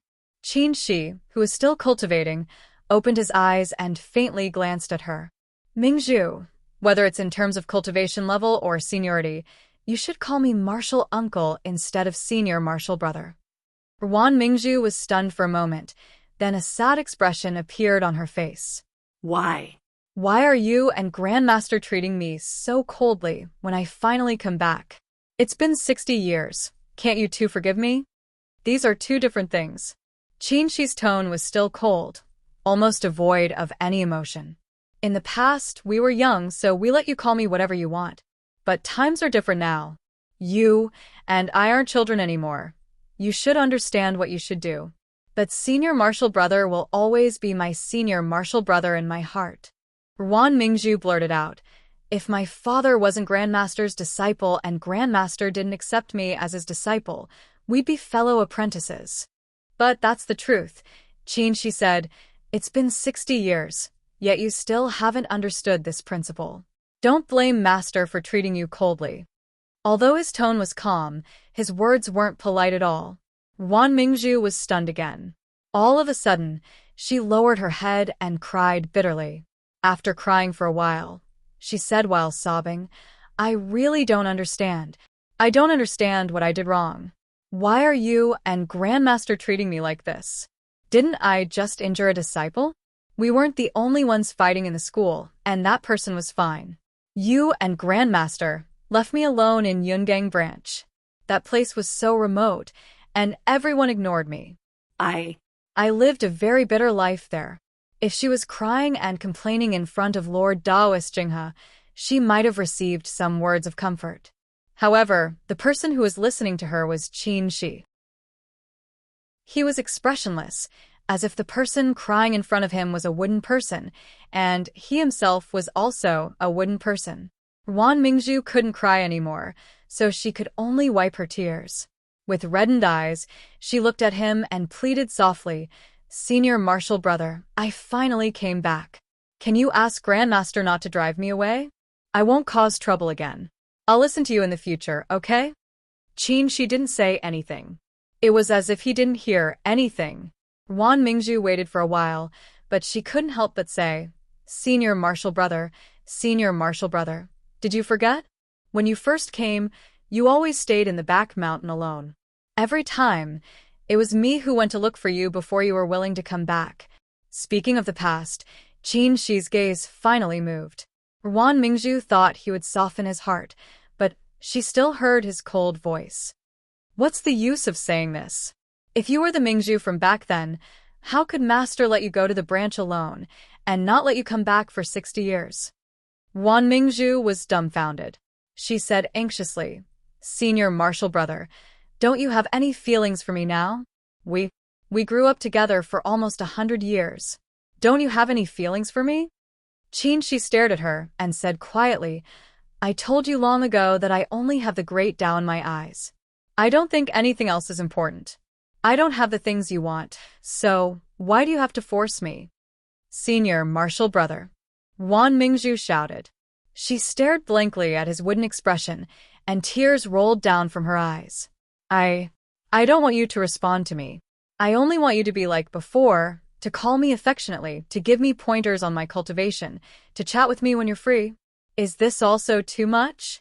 Wan Mingzhu's tone was sorrowful when she said this. There was no arrogance or despotism. There was only the pain of not being able to get what she wanted. Shi suddenly felt pain. He felt like a certain part of him was touched. But he soon calmed down and said with a calm voice, Mingzhu, you still don't think you're wrong? Wan Mingzhu lowered her head, then angrily shook her head. Isn't it just injuring a disciple? For us cultivators, what's the big deal about injuring 1 or 2 people? Haven't you and Grandmaster killed a lot of people? I still haven't. It's not because you injured someone. She interrupted her. You should strive to get what you can, but you should give up what you can't get. Because you can't get what you want, you vent your anger on others and even attack your fellow disciples. Don't you think your state of mind is already twisted? Master indulges you too much, indulges you so much that you want everything, but how can you get everything in this world? If you didn't have Master, what could you get? His tone was very flat, but the meaning behind his words was very strict. He stared at Wan Mingzhu without the slightest fluctuation in his gaze. Mingzhu, I'm not Master. I won't teach you what's right and what's wrong, but I know that you and I are 2 different people. Even if we grew up together, we still can't walk together in the end. Don't be stubborn. Chapter 232. Wan Mingzhu silently walked out of Shi's Immortal's cave, then flew back to Shangqing Palace, without saying a single word. At this point, he had already said what he wanted to say. Anything else was meaningless. As soon as she walked out of the cave, Yizhenji impatiently rushed into the cultivation room. Master. Shi sat cross-legged, maintaining his cultivation posture. He didn't even open his eyes. Have you heard enough? Yizhenji scratched his head, then chuckled. I wasn't eavesdropping. I just happened to see Xiaohua. I didn't say you were eavesdropping. Shi opened his eyes and cast an indifferent glance at him before lowering his gaze again. What are you feeling guilty about? Yizhenji didn't know what to say, so he could only step forward. Master, who's this? Why did she call you senior brother? Didn't Grandmaster only accept Aunt as his disciple after you? She said, she's your martial uncle Qingyuan's daughter. Her name's Wan Mingzhu. According to reason, you should call her senior martial sister. After he finished speaking, he looked up at Yizhenji. What else do you want to know? Just say it directly. There's no need to hide it. I still want to know what's going on with this senior sister. Did she like Master? What did she do this time? Why didn't Grandmaster let her come back? This pile of questions made Shi silent for quite a while. Yizhenji waited for a while, but he didn't hear any reply, so he called out again, Master? Shi stopped his mind wandering and slowly said, Mingzhu is my playmate since childhood. When I was brought to Mount Taikong by your martial ancestor, I was only 8 years old, and Mingzhu was only 5 or 6 years old at that time.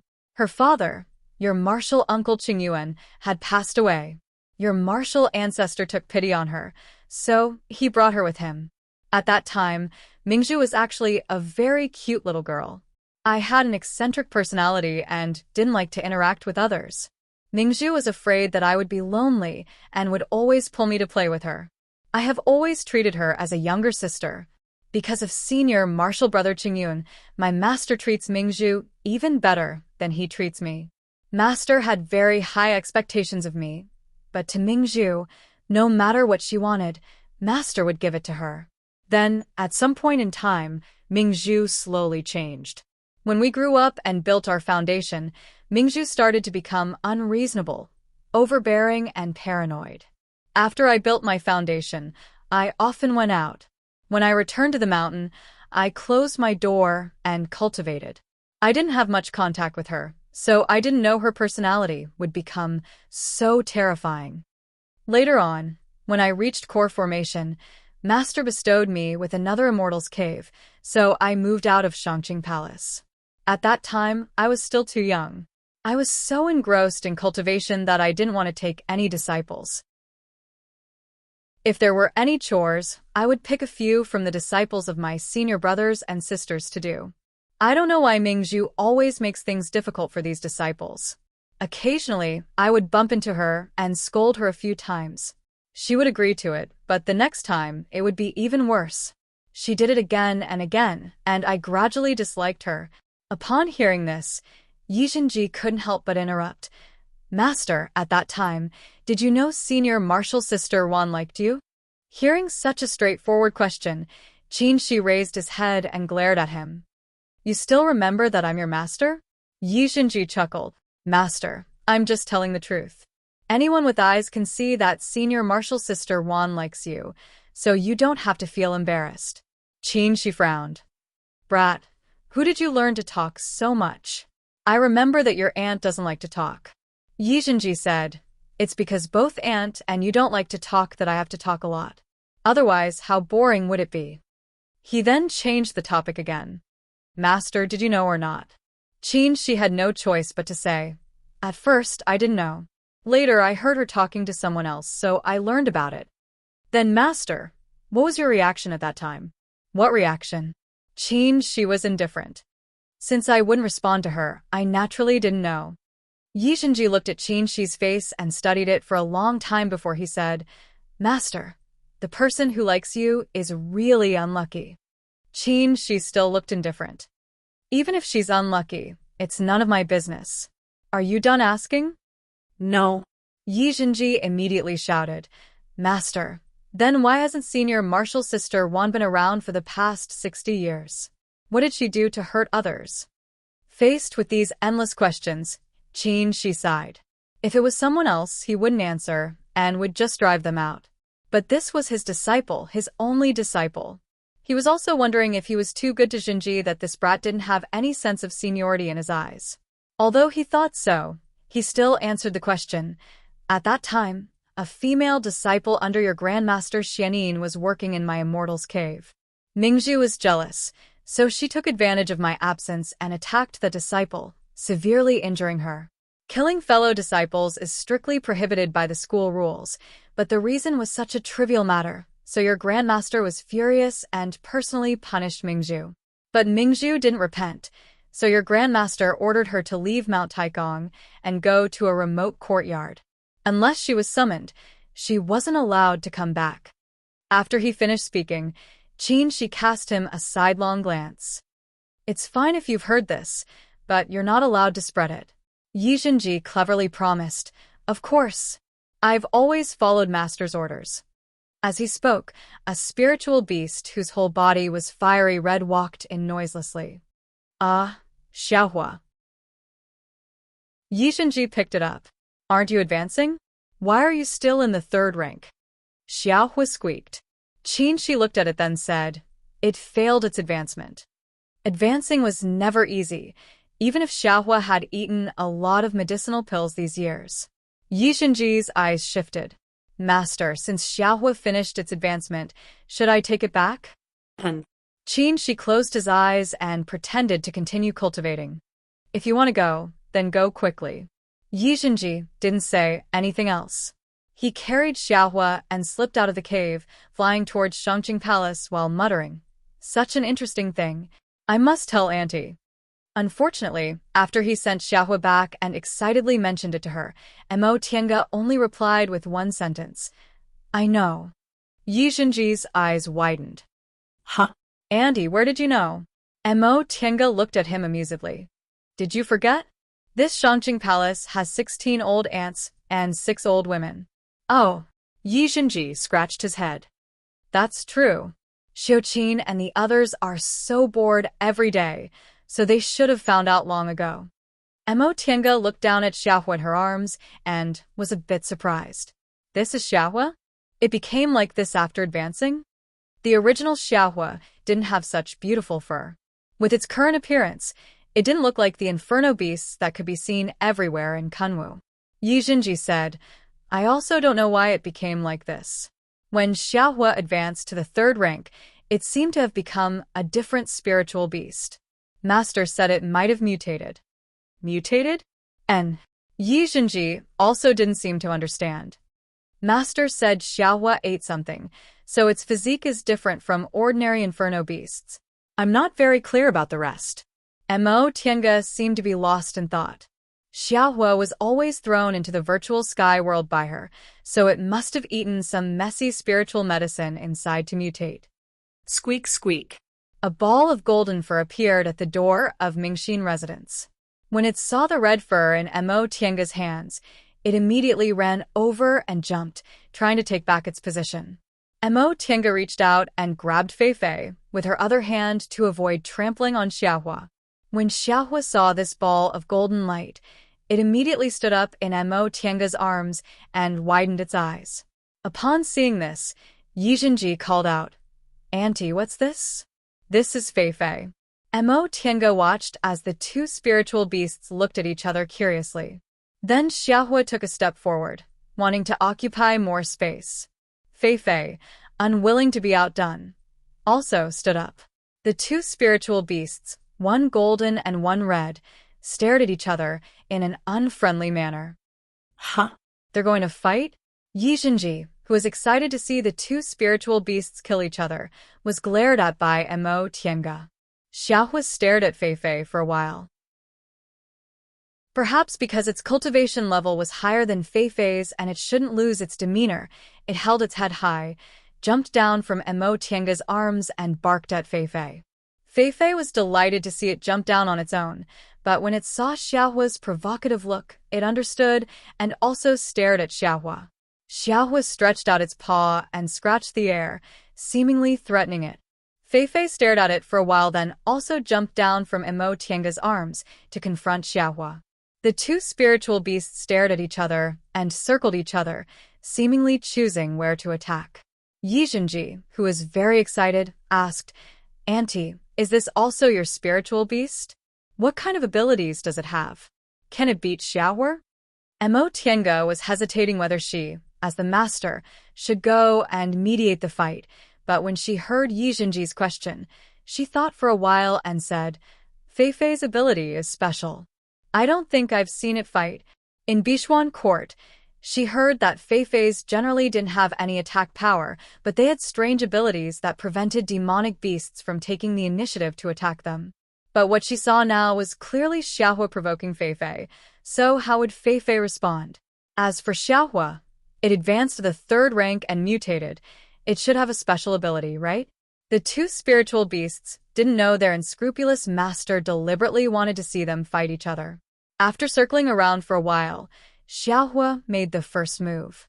It breathed sun-real fire from its mouth, burning Fei Fei's golden fur. It could be imagined that if this fire burned Fei Fei's golden fur, it would turn into charcoal. After all, this was sun-real fire, which could be used to calcine all kinds of spiritual plants and objects. There were very few that couldn't be melted. Nevertheless, Fei Fei nimbly leaped up, avoiding the extreme real fire. It shouted, then raised its paw, releasing a misty ray of light from its palm which shone on Xiaohua's head. Then Xiahua stopped casting its technique. Its head slowly drooped, and its eyes started to become blurry. Yi Zhenji said in surprise, Bewitching technique? Upon hearing his voice, Xiahua sobered up from its daze. It glared at Fei Fei and growled angrily. It then waved its paw and once again pounced on Fei Fei with sun-real fire. Fei Fei was startled. It raised its head to cast a glance at Yi Zhenji, then turned around and ran. The 2 spiritual beasts, one in front and one behind, started chasing each other in the courtyard. Water splashed everywhere from the front of the house to the back, and the medicinal fields were trampled into a mess. Auntie. Upon seeing this, Yijinji hurriedly said, the spiritual plants are ruined. Mo Tiange was very interested in watching. If they're ruined, then they're ruined. Xiaohua was obviously much more ferocious than before. Although Feifei's cultivation level wasn't as high as Xiaohua's, its bewitching technique was quite special. Chapter 233. The two spiritual beasts caused a huge ruckus, trampling on Mingxin residents to an outrageous degree. Xiuqin and Qingqi, who lived nearby, ran over to take a look. Their faces turned green. Martial Uncle Imo. She was here, but they were the ones cleaning up Mingxin residents. Mo Tiange raised her hand to stop them. Wait a minute. Xiuqin stomped her foot. If we wait any longer, the house will be burned. What Xiaohua sprayed was sun-real fire, so the fence was already burning. Mo Tiange never liked to deliberately torment others. Seeing Xiuqin and Qingqi anxiously running around in circles, she felt bored, but she still used her divine comprehension to call back the two spiritual beasts. Feifei had a contract with her, but Xiaohua had a mysterious connection with Mo Tiange because of the virtual sky world. Now that Xiaohua received her divine comprehension, it fiercely chased after her for a while.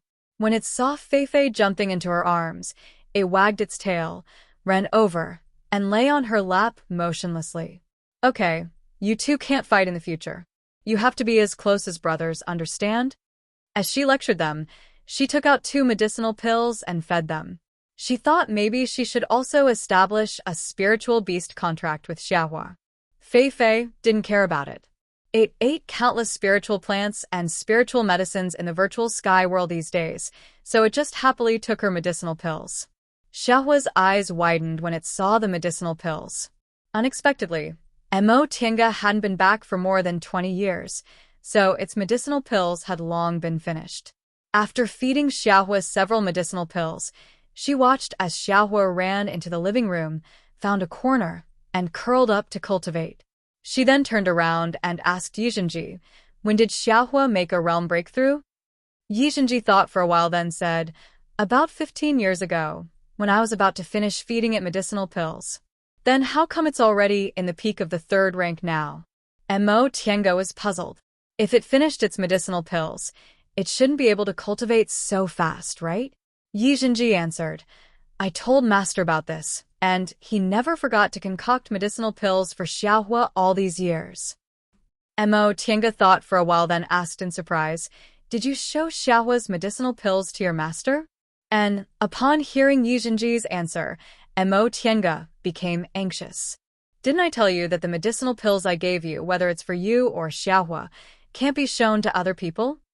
Upon seeing her furrowing her brows, Yijinji was alarmed. Auntie, it wasn't me who showed it to Master. It was Master who saw Xiaohua eating medicinal pills, so he took it over to have a look. However, he was still puzzled.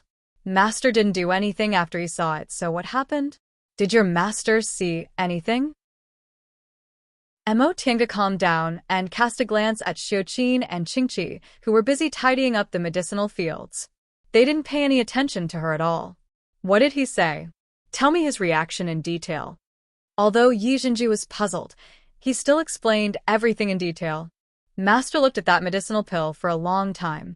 I was also worried that something might have gone wrong, but in the end, Master only said that he also knew how to concoct this medicinal pill.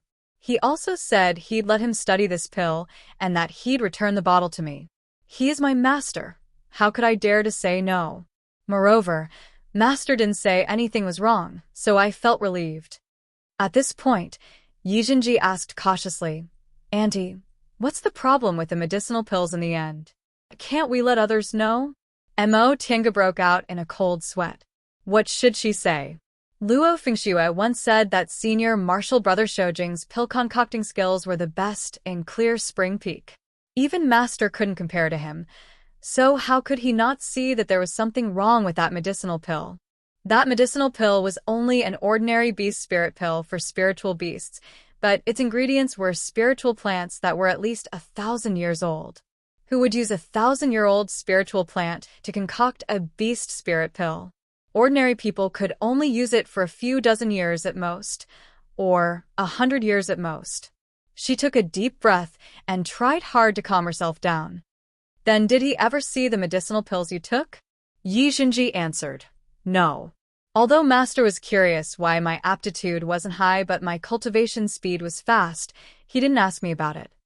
Mo Tiange sighed in relief, then cautiously reminded him again, remember, no matter what medicinal pills I give you in the future, you mustn't let others see them, not even if it's an accident like this. Although Yi Xinji didn't understand, he still nodded in the end. I understand. He thought for a moment, then asked worriedly, Auntie, will it be okay if Master finds out? Mo Tiange shook her head. You should go back first. Let Auntie think about it. Oh, Yi Xinji obediently left. Mo Tiange stared at his back with a gloomy expression. The secret of the virtual sky world must never be known by others, not even by her master, who treated her like his own son. Who in the cultivation world could resist the temptation of a garden full of spiritual plants? Not even deification cultivators. But did he know? Mo Tiange wasn't sure at all. If he knew, did Master know? Thinking about this possibility, she began to sweat. Carefully thinking about what happened after she came back, Master seemed very normal. He didn't show any special emotions, and Xiuqin and the others were also very normal. Presumably, even if that person realized something was wrong, he still hadn't told Master, right? In addition, seeing a medicinal pill couldn't explain more problems. Maybe he just had doubts in his heart. After all, who could guess the truth? But no matter what, it wasn't a good thing if this matter was leaked. After thinking for a while, Mo Tiange stood up and decided to probe that Master's intentions. Just as she stepped out of Mingxin residence, she saw a person standing there. It was that martial nephew Wan. Mo Tiange already knew she was outside, so she didn't bother to greet her. She just pretended she didn't see anything and walked forward. In any case, Wan Mingzhu, as a junior, should be the one to greet her first. Wan Mingzhu did greet her, but the tone of her greeting was really unpleasant. Stop. Mo Tiange thought for a moment, then stopped obediently. Martial nephew Wan, what's the matter? Wan Mingzhu's expression changed. In the end, she asked, what's the relationship between you and that boy? Which boy? Mo Tiange raised her eyebrows. Wan Mingzhu stamped her feet. The boy who just went out. My senior martial brother's disciple. Your senior martial brother's disciple? Mo Tiange shook her head inwardly. In any case, Xinji is my senior martial brother's disciple, right? Although she thought so, she still looked calm on the surface. You mean Xinji? He's my nephew. What's wrong? Is there a problem? Your nephew? Wan Mingzhu's expression was unsightly. How could he be your nephew? Mo Tiange thought it was funny, so she smiled. Why can't he be my nephew? Martial nephew Wan, you're meddling too much. When she said the words, martial nephew Wan, she deliberately emphasized her tone to remind this arrogant woman that she was her master's proper disciple. You. Wan Mingzhu was infuriated, but her lips trembled and she couldn't say anything. Since she promised her master she wouldn't cause trouble for her, Mo Tiange didn't want to continue provoking her, so she said, I still have something to do, so I can't chat with you, martial nephew. Right after she said that, she left Wan Mingzhu behind and minded her own business. Wan Mingzhu didn't know whether she was angry or bitter, but she just stood there motionlessly. When she reached the main hall of Shangqing Palace, Lord Daoist Jinghe was leaning against the wall with his eyes closed. There wasn't a single maid around him. Mo Tiange walked towards him. Master. Lord Daoist Jinghe opened his eyes, then closed them again. Is something the matter? It's nothing. I just haven't been back for more than 20 years, so I wanted to chat with Master. The corners of Lord Daoist Jinghe's lips curled up into a smile. Did Mingzhu provoke you? Mo Tiange shook her head. Even if she provoked me, I'd pretend I didn't see it. She's just a child who can't grow up. What's the point of bickering with her?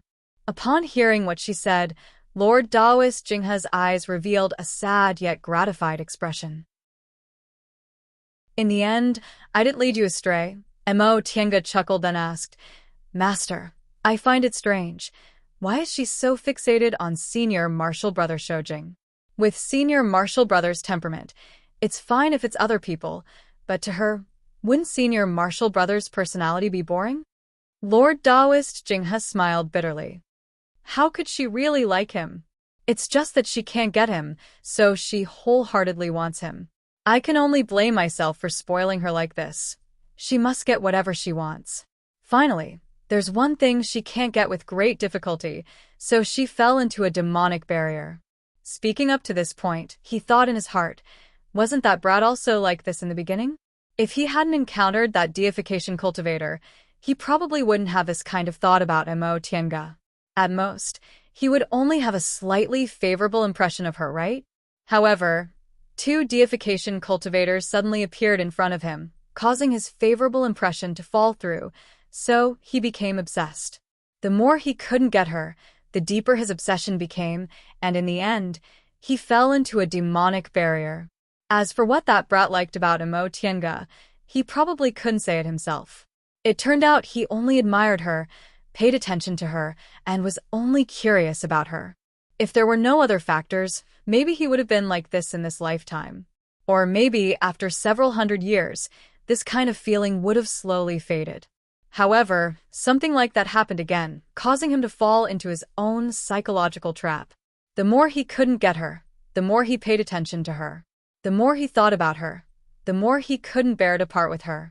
Some feelings couldn't be counted clearly, and some feelings didn't even have a beginning.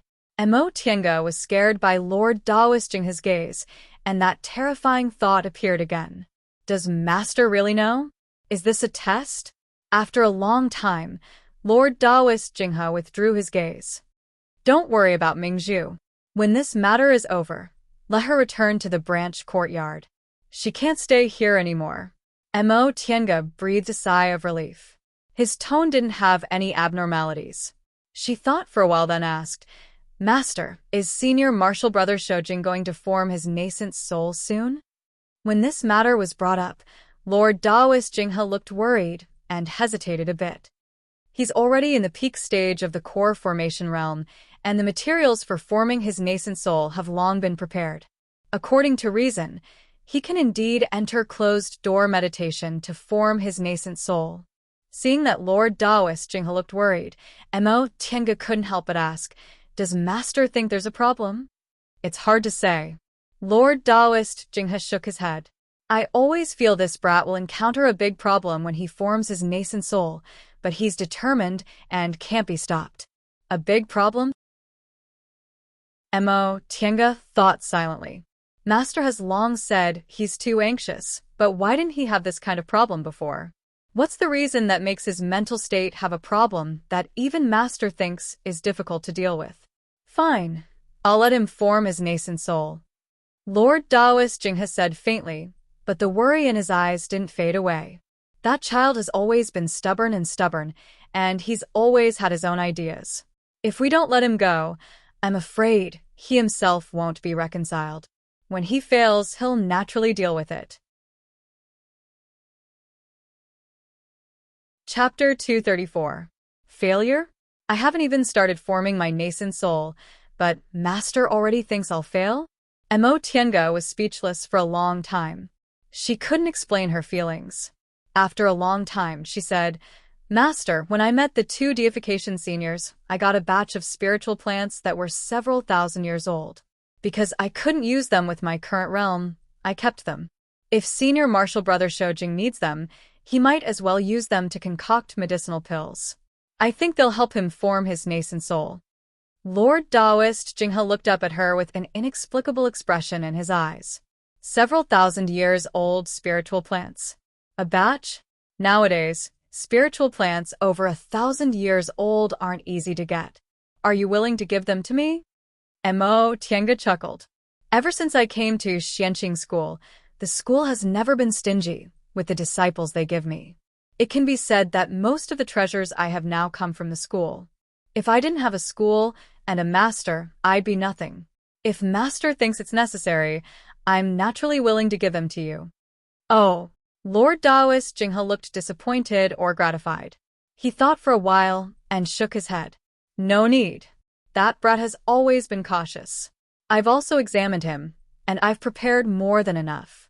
If he still fails, it can only be said that his luck is bad. Besides, you should also prepare for your core formation. I remember that your pill concocting skills are also passable, right? Mo Tiange hesitated. Disciples' pill concocting skills are mediocre. Lord Taoist Jinghe smiled.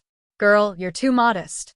I know your pill concocting skills are definitely better than the concoctions masters in the school, since you've never gone out to find a concocting master to refine pills for you. I'll prepare dustless pills and other things for you to form your gold core, but it'll take you 10 to 20 years to cultivate until you reach the peak stage of the foundation building realm. Whatever you need to prepare, do it yourself. If there's anything you can't think of, just tell me. Thank you, Master. Mo Tiange was very grateful. This master was never stingy when it came to external things. Although the school had its own rules that dustless pills and other things could be distributed to disciples in the peak stage of the foundation building realm, since Master said he'd get her more than one set. Lord Taoist Jinghe thought for a while, then said, You don't have to go all out on the magic formation on the main peak. I've gone inside to explore it. It's very powerful. Although it's not life-threatening, you'll inevitably suffer some injuries. Right now, it's more important for you to form your gold core, so don't get injured if you can. If you're almost there, don't advance. Otherwise, the gains won't make up for the losses. Got it? After a while, she asked again, Master, I want to form my gold core, so you let me travel outside first. What about senior martial brother Shoujing? Why is it that after being in seclusion for more than 30 years, you still don't need to go out before forming your nascent soul? Lord Taoist Jinghe was playing with a small magic weapon in his hand. When he heard what Mo Tiange said, he raised his head and looked at her playfully. I say, why do you seem to be asking about that brat today? You weren't so nosy before. Mo Tiange's eyes shifted, but she soon said, Master, you're thinking too much. Isn't that because Xinji's following him now? If senior martial brother Shoujing can form his nascent soul, Xinji's status will rise accordingly. Really? Lord Taoist Jinghe cast her a sidelong glance. Right now, Xinji was only in the early stage of the foundation building realm. If he wanted to reach the middle stage, it would take him at least 10 to 20 years. He was very far from the core formation realm. So, did he need a nascent soul master? Of course.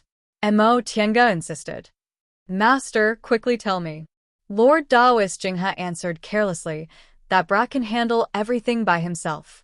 In fact, with his mental state, forming his nascent soul shouldn't be a problem. If he didn't have a mental barrier, I wouldn't be worried. Mental barrier? It's nothing. Lord Taoist Jinghe immediately smoothed things over. The most important thing in soul formation is the inner demon. Many people simply don't realize they have an inner demon, which leads to their failure in soul formation. This brat was so impatient, so he's obviously trapped by a mental barrier. That's why I'm worried. Mo Tiange could naturally tell Lord Taoist Jinghe wasn't telling the truth. However, this was an important matter, so it was normal for him not to tell her. The most important thing was that she talked about this in a roundabout way because she wanted to see whether senior martial brother Shoujing mentioned that medicinal pill to her master. Now, it seemed her master's reaction was very normal. He probably didn't. In addition, she mentioned the 2 deification cultivators. If they asked in the future, she could explain the source of the medicinal pill's materials. With that thought in mind, she found an excuse to leave. Xiaohua just burned the medicinal fields. I'll go see if Xiuqin and the others have finished cleaning. Huh? Didn't you want to talk to Master? Why are you leaving after saying a few words? I'm done. Mo Tiange didn't even look back and walked towards the back. Lord Taoist Jinghe was left muttering, these children, each one is stranger than the other. Mo Tiange regained her cheerful mood after realizing everything was fine. She walked towards Mingxin residence, but she found Wan Mingzhu still standing there. This woman, who Mo Tiange thought was arrogant and despotic, was currently dazed. She stared blankly at the maids bustling about inside Mingxin residence, her gaze filled with disappointment. Wan Mingzhu seemed startled to see her coming. Seeing as she didn't seem to want to greet her, Mo Tiange didn't say anything and was about to enter Mingxin residence. Behind her, Wan Mingzhu suddenly called out, "Marshal Uncle Mo." Her voice didn't contain any other emotions, so it sounded a lot cuter. Mo Tiange turned around. "Marshal Nephew Wan, is there something wrong?" Wan Mingzhu bit her lip. After hesitating for a long time, she finally said, "Marshal Uncle Mo, would you like to come to my Zhili building?" Mo Tiange was stunned. She almost thought she heard wrong. Is this really Wan Mingzhu? When she heard me call her Marshal Nephew Wan, she didn't show any emotions at all, and even asked me to come to her building with a slightly pleading tone. "Marshal Uncle Mo?" Wan Mingzhu shouted again, her pleading tone becoming stronger. They don't want to talk to me. "I just want to talk to someone." Mo Tiange turned around to look at her courtyard. Xiuqin and the others were still busy. It wasn't a big deal if they got dirty, they could be fixed with a few small spells. However, the two spiritual beasts also trampled on the medicinal fields just now, so it would probably take some time to deal with them. She muttered to herself for a moment, then said, "All right." Wan Mingzhu was delighted to hear that. She stood up and led the way. "Marshal Uncle Mo, let's go." Mo Tiange followed behind her. While walking towards Zhili building, she was on guard. Although she didn't think Wan Mingzhu could do anything out of line, she was, after all, a famous domineering master who dared to do anything. Zhili building wasn't far from Mingxin residence. It was also a similar small courtyard, but the things inside were much more luxurious. Wan Mingzhu invited Mo Tiange inside, then clumsily led her into the small hall and asked her to sit down. Mo Tiange saw that Wan Mingzhu didn't make the slightest mistake in this matter, so she was obviously well-mannered. It was just that she was used to being domineering and didn't want to do it. Seeing that Wan Mingzhu also sat down but didn't even have a cup of tea, Mo Tiange was somewhat speechless. Although foundation building cultivators like them were above the common people, drinking tea was a kind of habit and was also the way to treat guests. Marshal Uncle Mo sitting in front of her, Wan Mingzhu lowered her head. "I've been away from the group for 60 years. The place I live in is also remote, so I don't know anything about the group." Can you tell me? Mo Tiange asked faintly. "What do you want to know?" Wan Mingzhu raised her head and looked at her. "For example, when did you enter the group? Why Grandmaster accepted you as his disciple and so on." Mo Tiange shook her head. "I've been in the group for almost 40 years. As for why he accepted me as his disciple, you might as well ask your Grandmaster himself." Wan Mingzhu stared at her with a strange expression. "Could it be that your aptitude is extraordinary? What was your cultivation level when you entered the group?" "So, Mo Tiange answered perfunctorily. "When I entered the group, I hadn't built my foundation yet. When I entered the group, my master bestowed me a foundation building pill, so I succeeded in building my foundation." 40 years. Wan Mingzhu mumbled. From the aura refining realm to the late stage of the foundation building realm in 40 years. Grandmaster, no wonder. Mo Tiange watched as Wan Mingzhu's expression changed. She seemed to be struggling fiercely in her heart, so Mo Tiange said faintly, "Marshal Nephew Wan, everyone has their own fate. It can't be forced."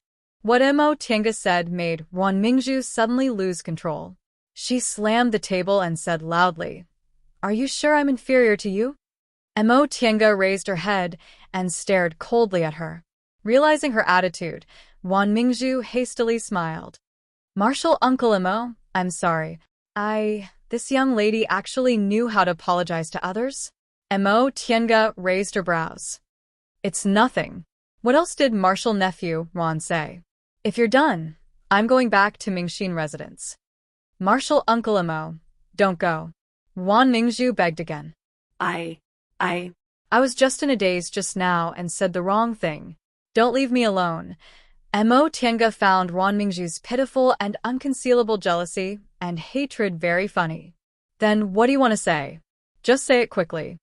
Seeing as Mo Tianga's expression softened, Wan Mingzhu finally remembered to pour a cup of tea for her. She bustled about in a flurry before a cup of tea was delivered to Mo Tianga. "Marshal Uncle Mo, drink some tea." Mo Tianga nodded. She stared at the tea with a slight frown on her face. This young miss almost flipped the table over just to pour tea, but she unexpectedly couldn't even do this kind of thing. Mo Tianga couldn't help but sigh inwardly. If she were Lord Daoist Jinghe, she really wouldn't know what kind of headache she'd have. Marshal Uncle Mo, Wan Mingzhu, who was sitting across from her, said weakly with her head lowered, "I really don't understand. Why does everyone say I'm wrong? Fine, I'm really wrong, but why didn't they say I was wrong before? No matter what I did, Grandmaster never said I was wrong. Now that I'm saying it, he's no longer willing to pay attention to me." She looked distressed. "I don't understand. I really don't understand. They're all unwilling to pay attention to me. What should I do? I've been in Yungang for 60 years. Every day, I wanted to come back. Every day, I waited for Grandmaster to call me back, but he never did. When the school finally sent me a summoning talisman, I came back, but they're all unwilling to pay attention to me." At this point, she buried her head in the table and started to sob. Mo Tianga watched for a while, then couldn't help but sigh. "Marshal Nephew Wan, have you ever thought about relying on yourself?" Wan Mingzhu stopped crying. Mo Tianga continued to say, "Why must Master and Senior Marshal Brother Shoujing pay attention to you? In Yungong's branch courtyard, no one cared about you, and no one treated you harshly. You obviously could have cultivated properly, couldn't you?" Wan Mingzhu raised her head in a daze. "They're all ignoring me. What's the use of cultivating? What's the point?" Mo Tianga simply didn't know what to say. "Could it be that you're cultivating just to make other people pay attention to you?"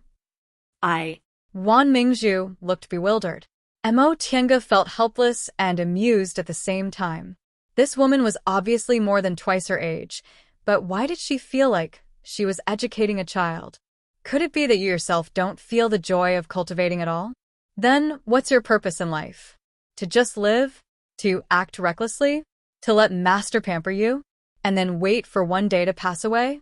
If you don't even know what you want to do, how can you find joy in living? Chapter 235.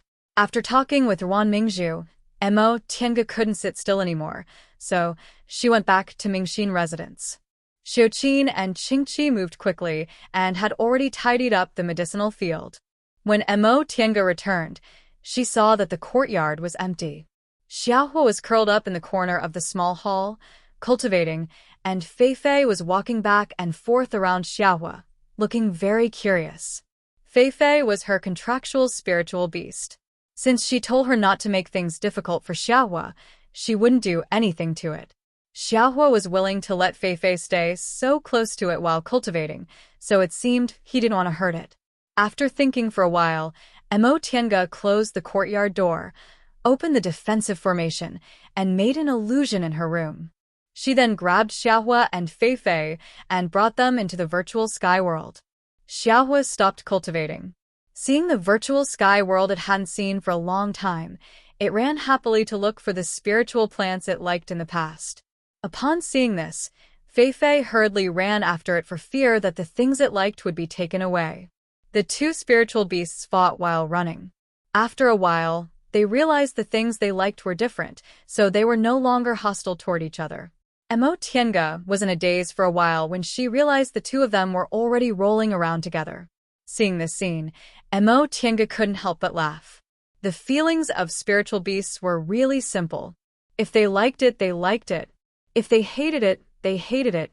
They were fighting just now, but now they were playing around. And back then, Xiaohua was often left here alone by her, so it was always lonely. Now that it had Feifei, it should be happier. As she thought about it, she thought about the mess outside. The medicinal pills she concocted for Xiaohua were discovered by Qin Shoujing. Jinji had a master, that troublemaker Wan Mingzhu, and Master only said half of what he wanted to say. She rubbed the space between her eyebrows, feeling confused.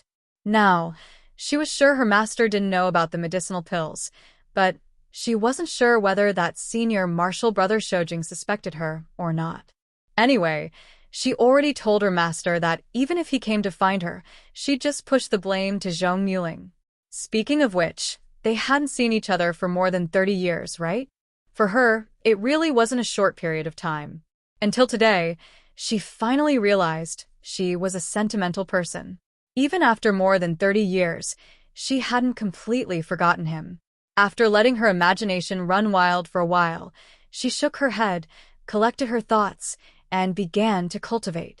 The 6th of June was not far away.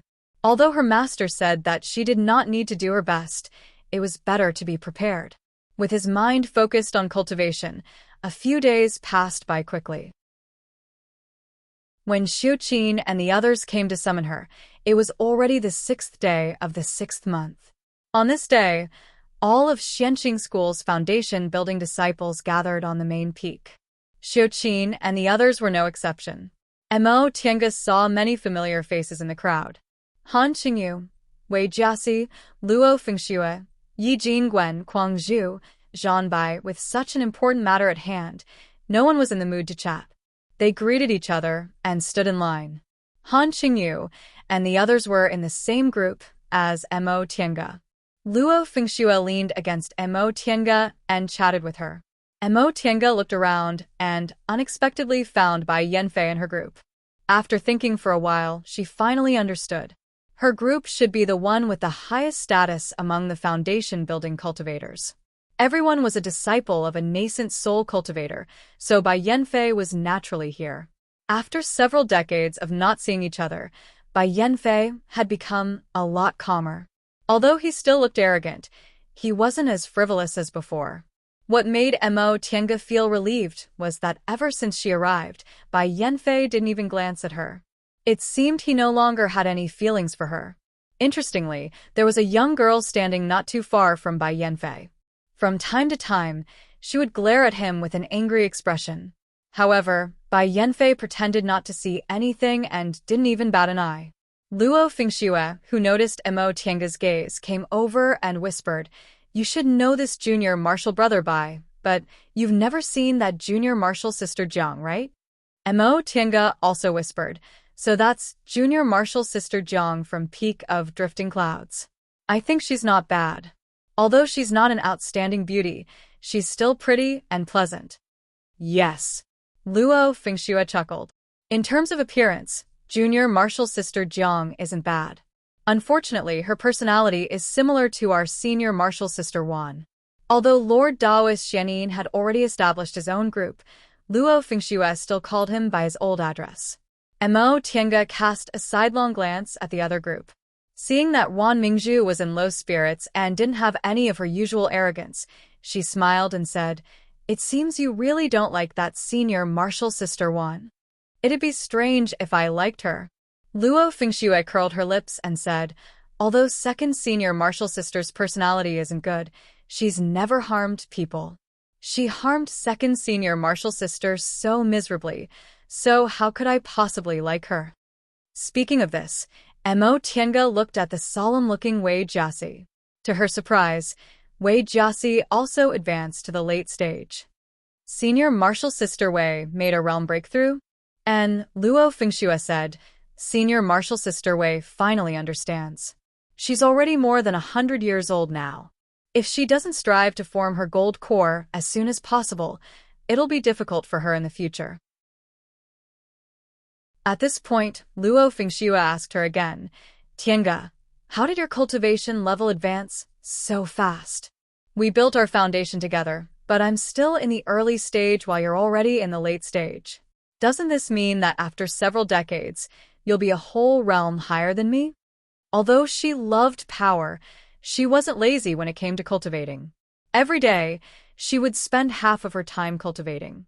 Mo Tiange shook her head and said, "You know, right after I built my foundation, I obtained a fated chance and directly advanced to the middle stage. Now that more than 30 years have passed, it's not strange for me to advance to the late stage. Besides, aren't you already in the peak of the early stage? The only thing you're missing is a realm breakthrough." That's what you say, but who knows? Luo Fengxue wasn't in the mood, so she changed the topic. In fact, we all secretly said that junior martial sister Jiang would definitely suffer in the future. With martial uncle Lingxiu supporting her, she's naturally a favored one, but when it comes to aptitude, she's actually about the same as us. She and junior martial brother Bai Xingyang are indeed taking advantage of her when she performs dual cultivation. Martial uncle Xingyang did this to appease Drifting Cloud's peak. Mo Tiange said, if martial uncle Lingxiu passes away, what will happen to Drifting Cloud's peak? Martial uncle Lingxiu advanced to the nascent soul realm nearly 1,000 years ago, and Drifting Cloud's peak is full of his disciples and grand-disciples. Luo Fengxue curled her lips. That's why Drifting Cloud's peak urgently needs another nascent soul cultivator.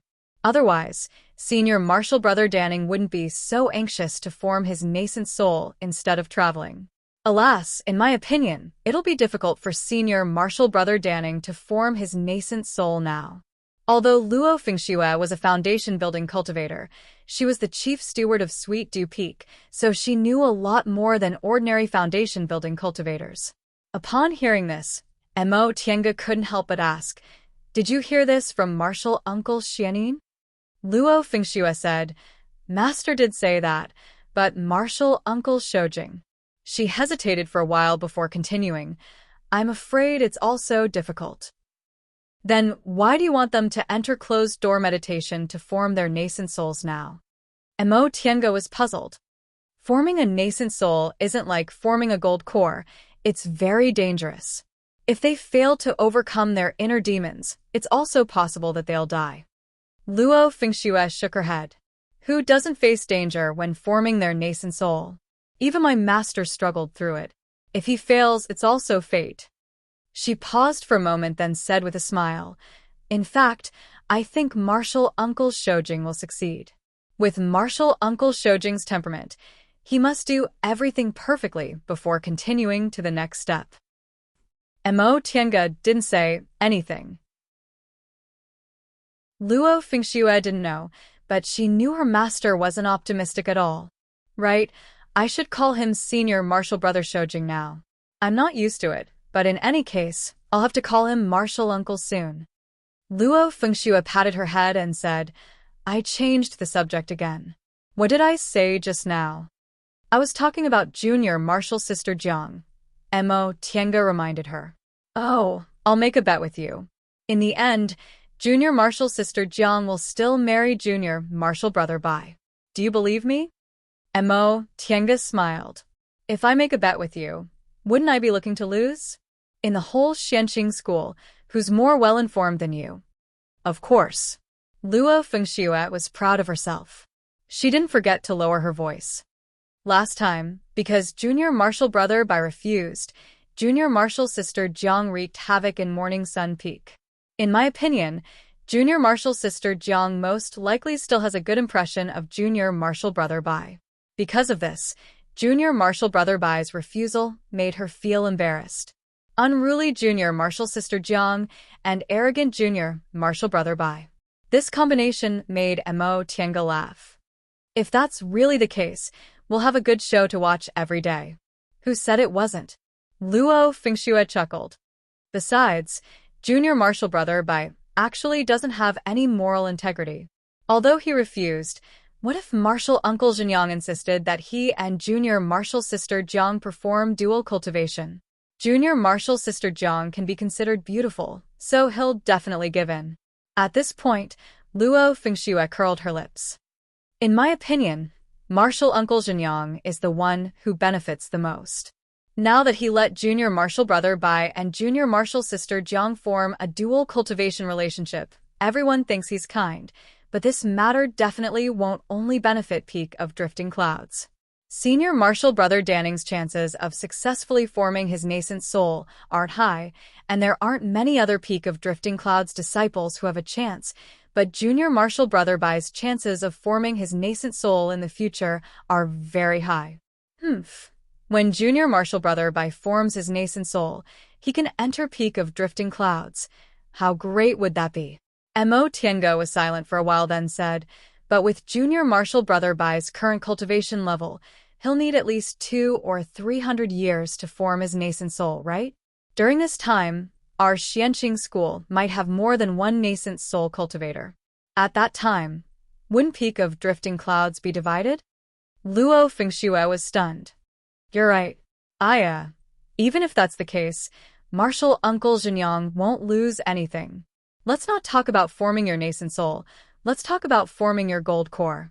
In the past few years, many fellow disciples have reached the late stage of the foundation building realm.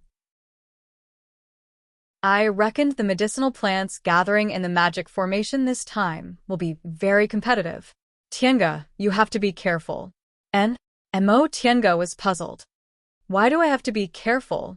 Luo Fengxue said, although there are a lot of spiritual plants left behind from the distant past era inside the magic formation, all of them have to be handed over. When the time comes for you people to form your gold cores, the school will still have to distribute the existing medicinal pills. There are only so many medicinal pills in total, so if you people divide them among yourselves, think about it. If you take a little less, others can take a little more. Is there anyone who doesn't want you to gather a lot of spiritual plants? This reasoning was indeed correct. Mo Tiange asked, will someone attack me? They won't go that far. The school rules forbid fellow disciples from killing each other. Luo Fengxue's gaze swept over the crowd.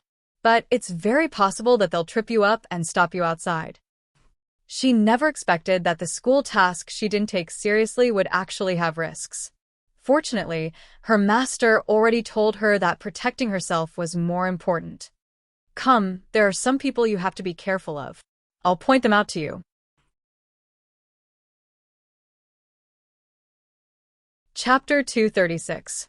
The people Luo Fengxue pointed out to Mo Tiange were all in the late stage of the foundation building realm, or were about to reach the peak stage of the foundation building realm in order to advance to the core formation realm.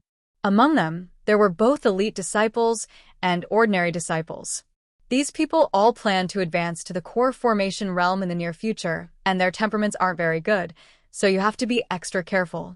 In addition, as long as they're in the late stage of the foundation building realm, you have to be careful. Although Luo Fengxue's cultivation level wasn't outstanding, she was very experienced in handling things. Mo Tiange noted her words down. I understand. Luo Fengxue smiled again. In fact, you don't have to be too careful. In any case, this is a formation to test disciples.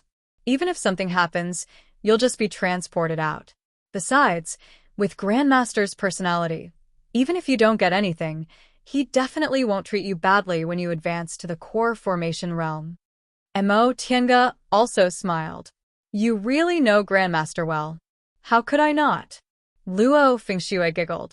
As long as I understand Grandmaster's personality, it's too easy to get things from him. Mo Tiange couldn't help but want to laugh. Others said Lord Daoist Jinghe was rude, bloodthirsty, and temperamental, but his disciples and grand-disciples understood his preferences and could do whatever they wanted.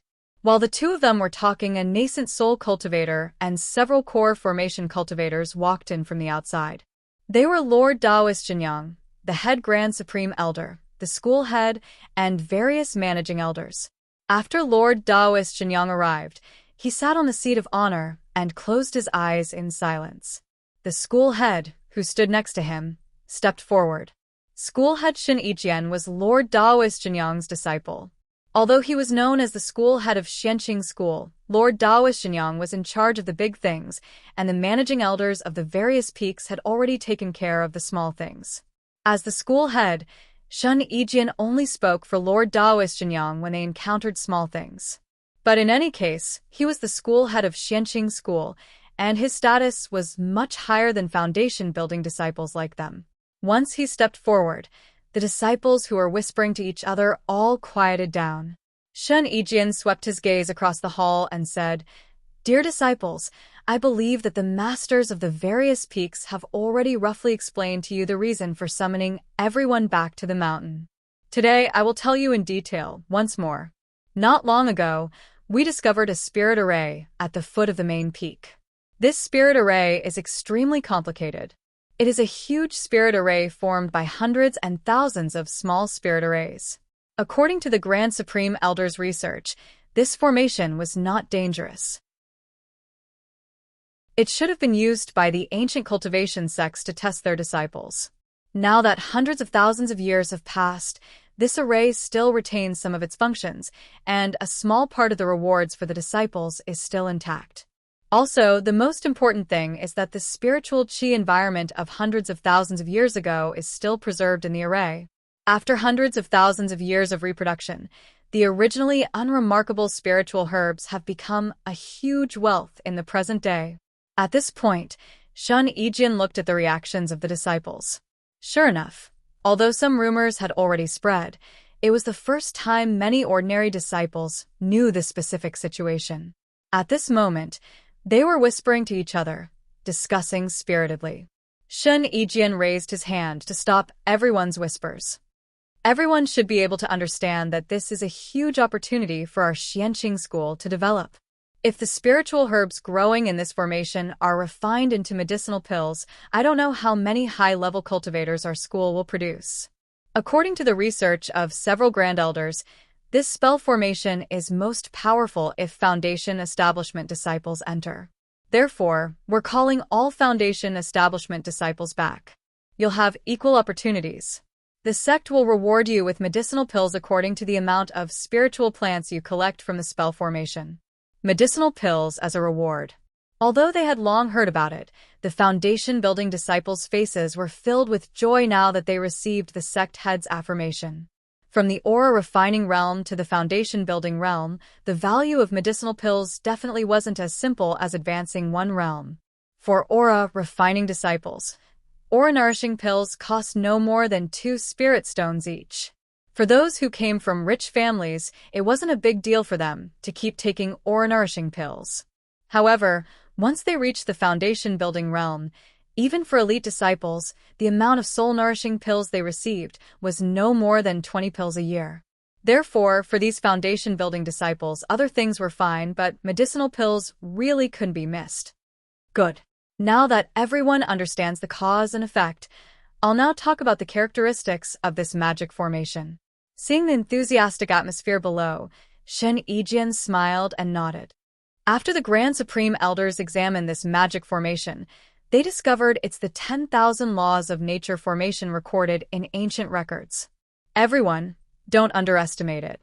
Any formation that's called a magic formation is a combination of several kinds of formations. This formation is the same.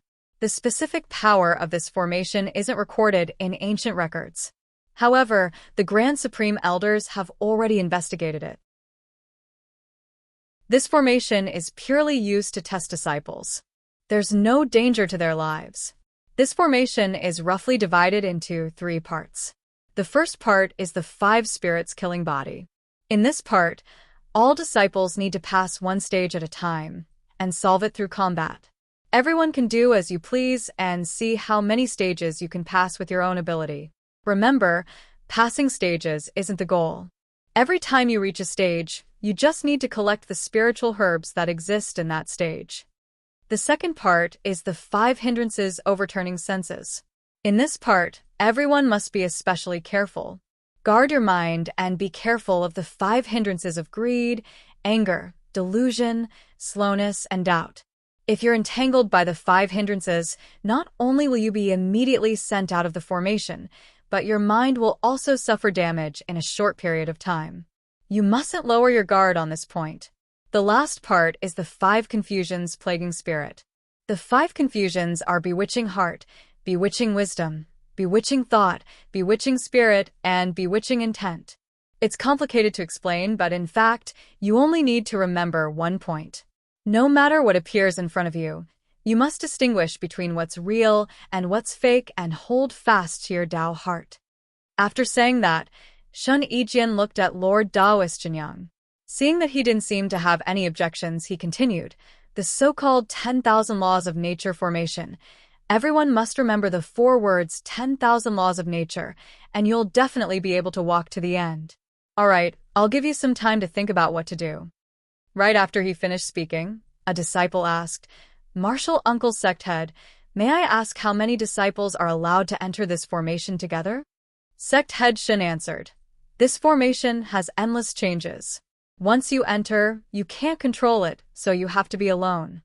Upon hearing this, the discussions in the hall became even louder.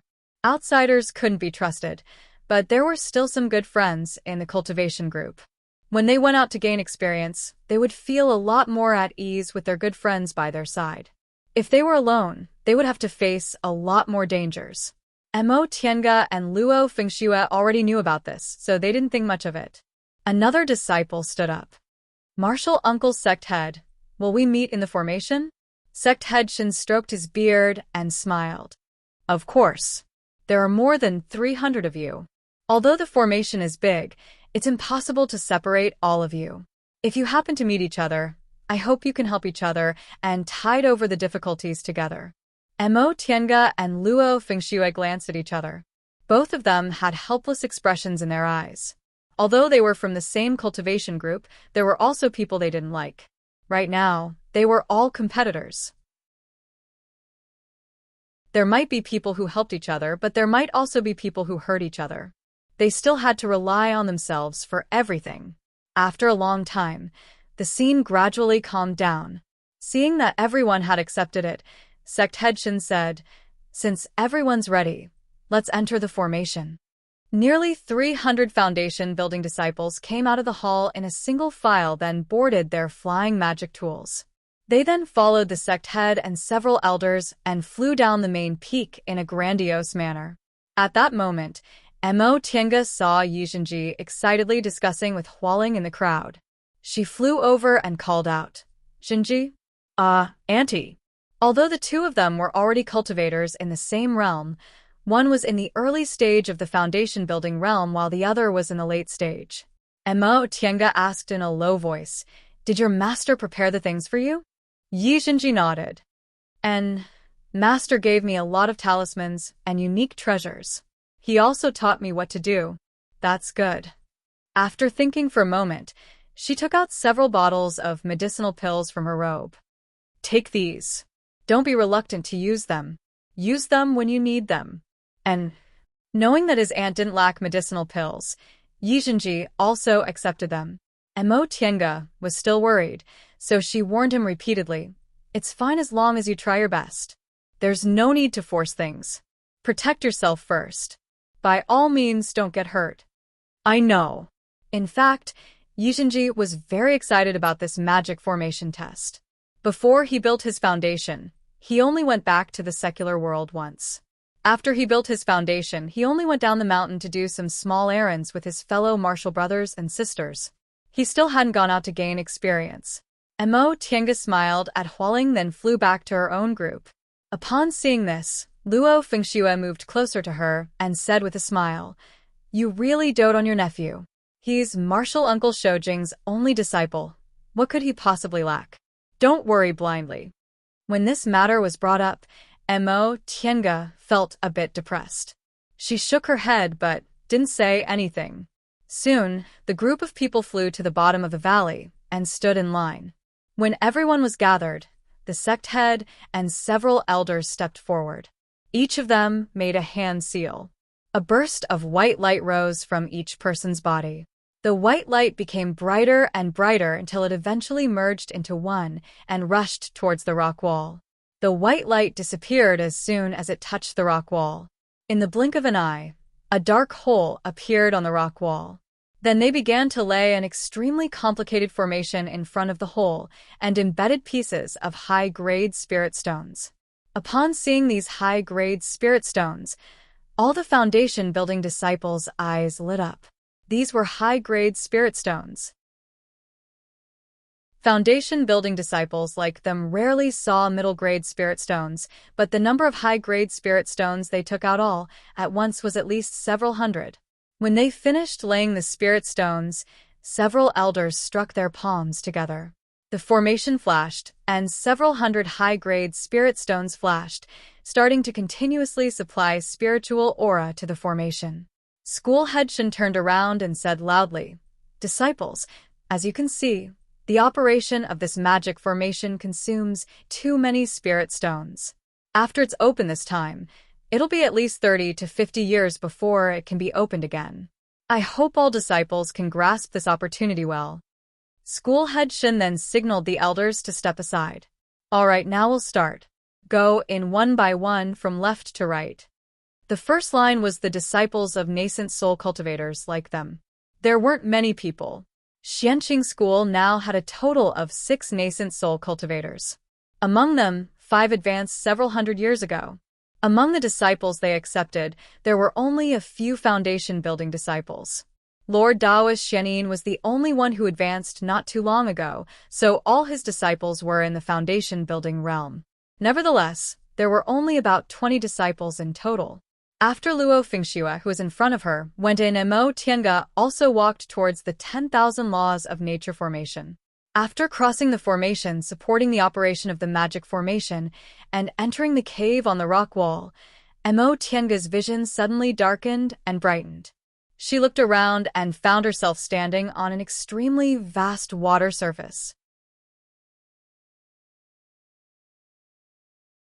Chapter 237. The surface of the water was very calm and sparkling. The gentle breeze made Mo Tiange think of the sea she saw when she first arrived in Linhai. But she knew that was just an illusion. When it was angry, the waves would surge and swallow countless people in an instant. Luo Fengxue explained the so-called 5-spirit killing formation to her. There were 5 kinds of spiritual auras, each with a formation. Only by passing all 5 formations, metal, wood, water, fire, and earth, could she be considered to have passed the test. The 5-spirit killing formation had a very small chance of mutation. It could choose 2 to 5 kinds of spiritual auras and combine them into a new kind of formation. Her luck was very good. The formation in front of her didn't have any mutation and was just an ordinary water spiritual formation. But how could she break the formation? Metal gave birth to water. Water gave birth to wood, earth restrained water, and water restrained fire. Therefore, she couldn't use the elements of metal and fire. It was better to use the 2 elements of wood and earth or magic weapons.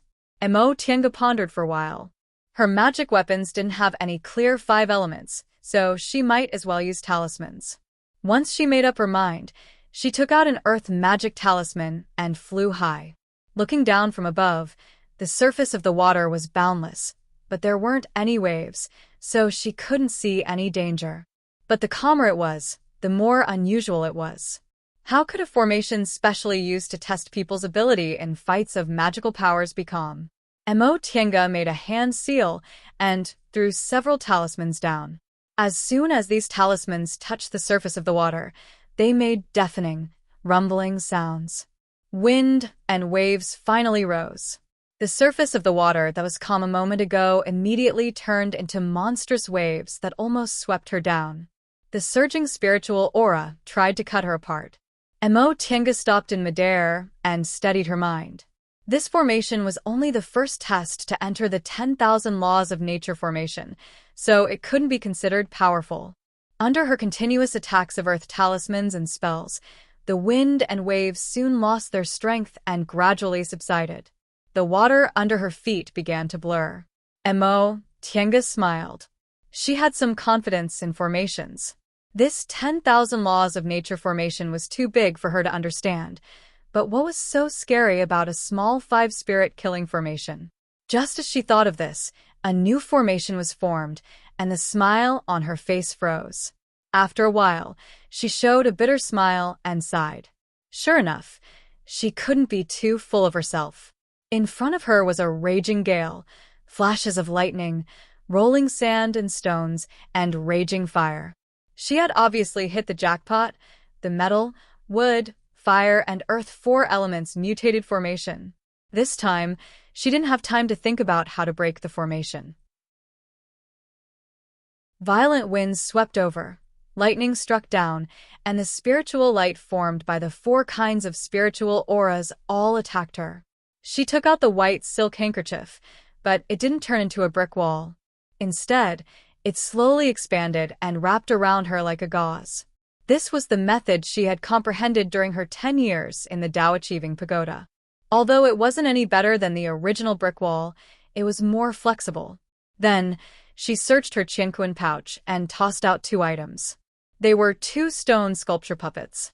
After Mo Tienga obtained these two puppets, she went through a round of sacrificial refining and could already use them as she pleased. They were perfect for breaking through this 10,000 laws of nature formation. As soon as the two stone puppets landed on the ground, they brandished their giant swords and rushed towards the sand and rocks. They were extremely strong. In an instant, the sword chi that they brandished tore the sand and stones apart. Even the raging fire had to make way for them. But this still wasn't enough. Lightning came from metal, wind came from wood, earth gave birth to metal, and wood restrained earth. These two stone sculpture puppets were of the wood attribute, so they were helpless against the lightning and the violent winds. Mo Tienga thought for a moment, then opened her spiritual beast pouch and released Xiaohua. Xiaohua was now a spiritual beast in the peak of the 3rd rank. It was no longer a 1st-rank spiritual beast that could only be used to provide her with concocting fire when she first caught it. With the power of its sun real fire, it already possessed the ability to fight as a spiritual beast. It was precisely because of this that Mo Tienga deliberately put it into the spiritual beast pouch and carried it with her instead of leaving it in the virtual sky world like before. Now it finally came in handy. Xiaohua had already established a subordination contract with her. One person and one beast were connected, so Mo Tienga didn't need to say anything. Xiaohua already jumped down, opened its mouth, and spewed out sun real fire to fight against the violent winds and lightning. Mo Tienga hovered in the air, using her divine comprehension to command the stone sculpture puppets and Xiaohua. After advancing to the late stage of the foundation building realm, with her current strength, she no longer feared anyone below the core formation realm. Even if this was a formation left behind from the Middle Ages era, with her familiarity with formations, there was nothing to be afraid of. Before long, under the attacks of the stone sculpture puppets and Xiaohua, the lightning became more and more powerless, the raging fire gradually extinguished, the violent wind stopped, and the sand and stones also quieted down. Mo Tienga was about to heave a sigh of relief when she saw the 4 kinds of spiritual aura slowly converging on the ground. Then, the sand and stones slowly surged as if they were half alive and gradually condensed into a stone man. Upon seeing this, Mo Tienga's expression turned solemn. This stone man had a body made of sand and stones, eyes made of raging fire, and arms made of wind and thunder. It was obviously formed by the fusion of the 4 spirits. Formations from the Middle Ages era were indeed not simple. She waved her hand, and Xiaohua, who was staring at the stone man, ran back into her arms. Mo Tienga patted its head. "Don't act rashly. Attack when I tell you to." Xiaohua whimpered twice and obediently shrank beside her legs. Mo Tienga sent out her divine comprehension. The 2 stone sculpture puppets each brandished their stone swords and attacked the stone man. The flames in the stone man's eyes flickered, and it turned its head towards the puppets. Mo Tienga had seen the strength of these 2 stone sculpture puppets before. It wouldn't be an exaggeration to say they had infinite strength. At this moment, the stone swords ruthlessly slashed at the stone man, but the stone man didn't dodge and faced it head-on. Boom! With a loud, muffled sound, the stone sculpture puppets retreated several steps. They were actually beaten back by the stone man. Mo Tienga's expression was grave. Fortunately, these stone sculpture puppets were made of special materials. Although their strength wasn't a match for the stone man, they weren't damaged. Mo Tienga thought for a moment, then patted Xiaohua. "Xiaohua, attack it. Stay far away from it, and don't let it touch you." Xiaohua grunted in response and leaped up from the side of her leg. Fire magic was cast on the stone man's body. The stone man's movements were slow. When it saw Xiaohua's spells, it didn't dodge or evade.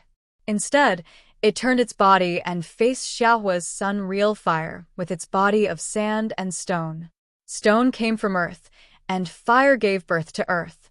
Mo Tienga didn't expect that the stone man formed by the 4 spirits actually had elementary intelligence. Mo Tienga raised her brows. She had never seen such a formation before. This stone man was formed by the fusion of the 4 spirits. The principle of mutual promotion and restraint between the 5 spirits couldn't destroy it.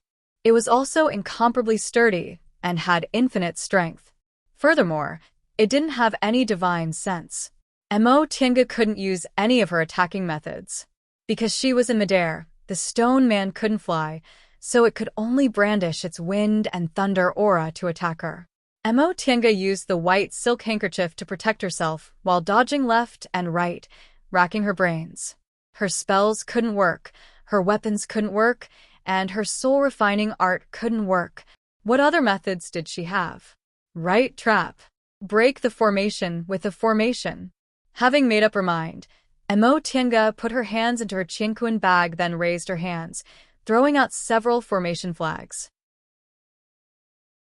These formation flags were full of formation-veined patterns using special beast blood. After they were placed around the stone man, Mo Tiange took out the largest formation flag and condensed her aura on her finger. Her finger moved as fast as lightning and pointed at the formation flag. All the formation flags arranged around the stone man immediately stood up. Mo Tiange waved the formation flag in her hand. All the formation flags around the stone man shone brightly and suddenly interweaved into a net of light, enveloping the stone man.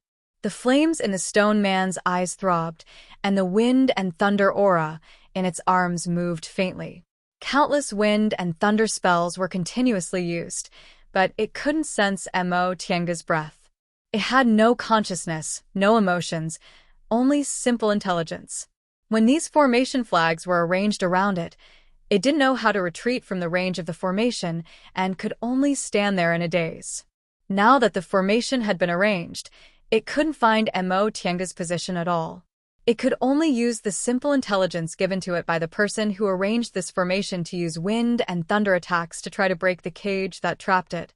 If it was an ordinary formation, it would have probably been forcibly broken under its wind and thunder attacks. However, the formation Mo Tiange laid was an improved formation she studied from the Xuanji formation book and combined with the related books in the virtual sky world. The stone man's wind and thunder attacks hit the formation. The formation flags swayed, but they didn't fall. Mo Tiange kept pouring spiritual aura into the formation flags, firmly trapping it. This was a stupid method. Hundreds of high-grade spirit stones were needed to open this huge formation, so it could be imagined how much spiritual aura was needed. There were a total of 300 people who entered, and each of them had to undergo the test alone. Therefore, the tests they had to undergo must have a spiritual aura limit. Otherwise, other people's tests would be affected. As long as they persisted for a while and exhausted their spiritual aura, the test would be over. Mo Tiange was also helpless. She was now in the late stage of the foundation building realm and wasn't afraid of cultivators below the core formation realm, but this was, after all, a formation from the Middle Ages era. She was also unlucky enough to encounter 4 spirits into one mutated formation.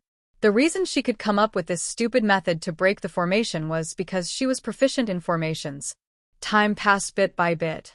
The sound of wind and thunder on the stone man's body finally subsided, and it collapsed with a loud bang. The formation flags on the ground, which had been enduring the stone man's fierce attacks, also softened. Mo Tiange heaved a sigh of relief. Fortunately, she took the right step.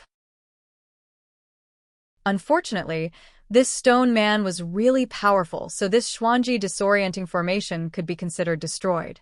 She picked up the destroyed disorienting formation flags on the ground and put them into her Qianquan bag. The scenery around her slowly changed. The wild scene just now gradually disappeared, revealing its original appearance. It was just a cave. The frightening thing was that after such a series of attacks, there wasn't even a trace left on the surrounding rock walls. Mo Tiange was lost in thought. This formation was really powerful. It was really unexpected. The several kinds of talismans she used in the formation, the 2 stone sculpture puppets' tremendous strength, and Xiaohua's sun real fire unexpectedly didn't leave a trace on the rock walls. It was clear that this formation could completely eliminate the power inside the formation. Xiaohua's whimpering came into her ears. Mo Tiange followed its line of sight and saw it drooling while looking at a spiritual plant in the corner. She smiled and picked Xiaohua up. Don't look. No matter how much you look, it won't be yours. If you want spiritual panaceas, wait until we're done and enter the virtual sky world. You can eat whatever you want then, but this won't do.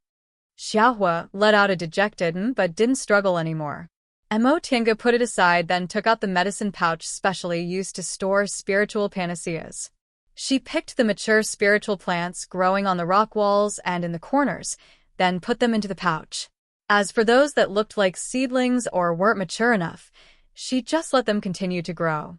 After she finished doing all this, she put the medicine pouch into her Qingquan bag and walked towards the depths of the cave with Xiaohua. Chapter 238. 10,000 rays of sword light scattered, and the momentum of 1,000 directions remnant light was like a rainbow, killing countless ice-condensing beasts. In the end, these ice-condensing beasts turned into water vapor and dissipated in the air. Yi Jingwen raised his arm and drew the sword in his hand.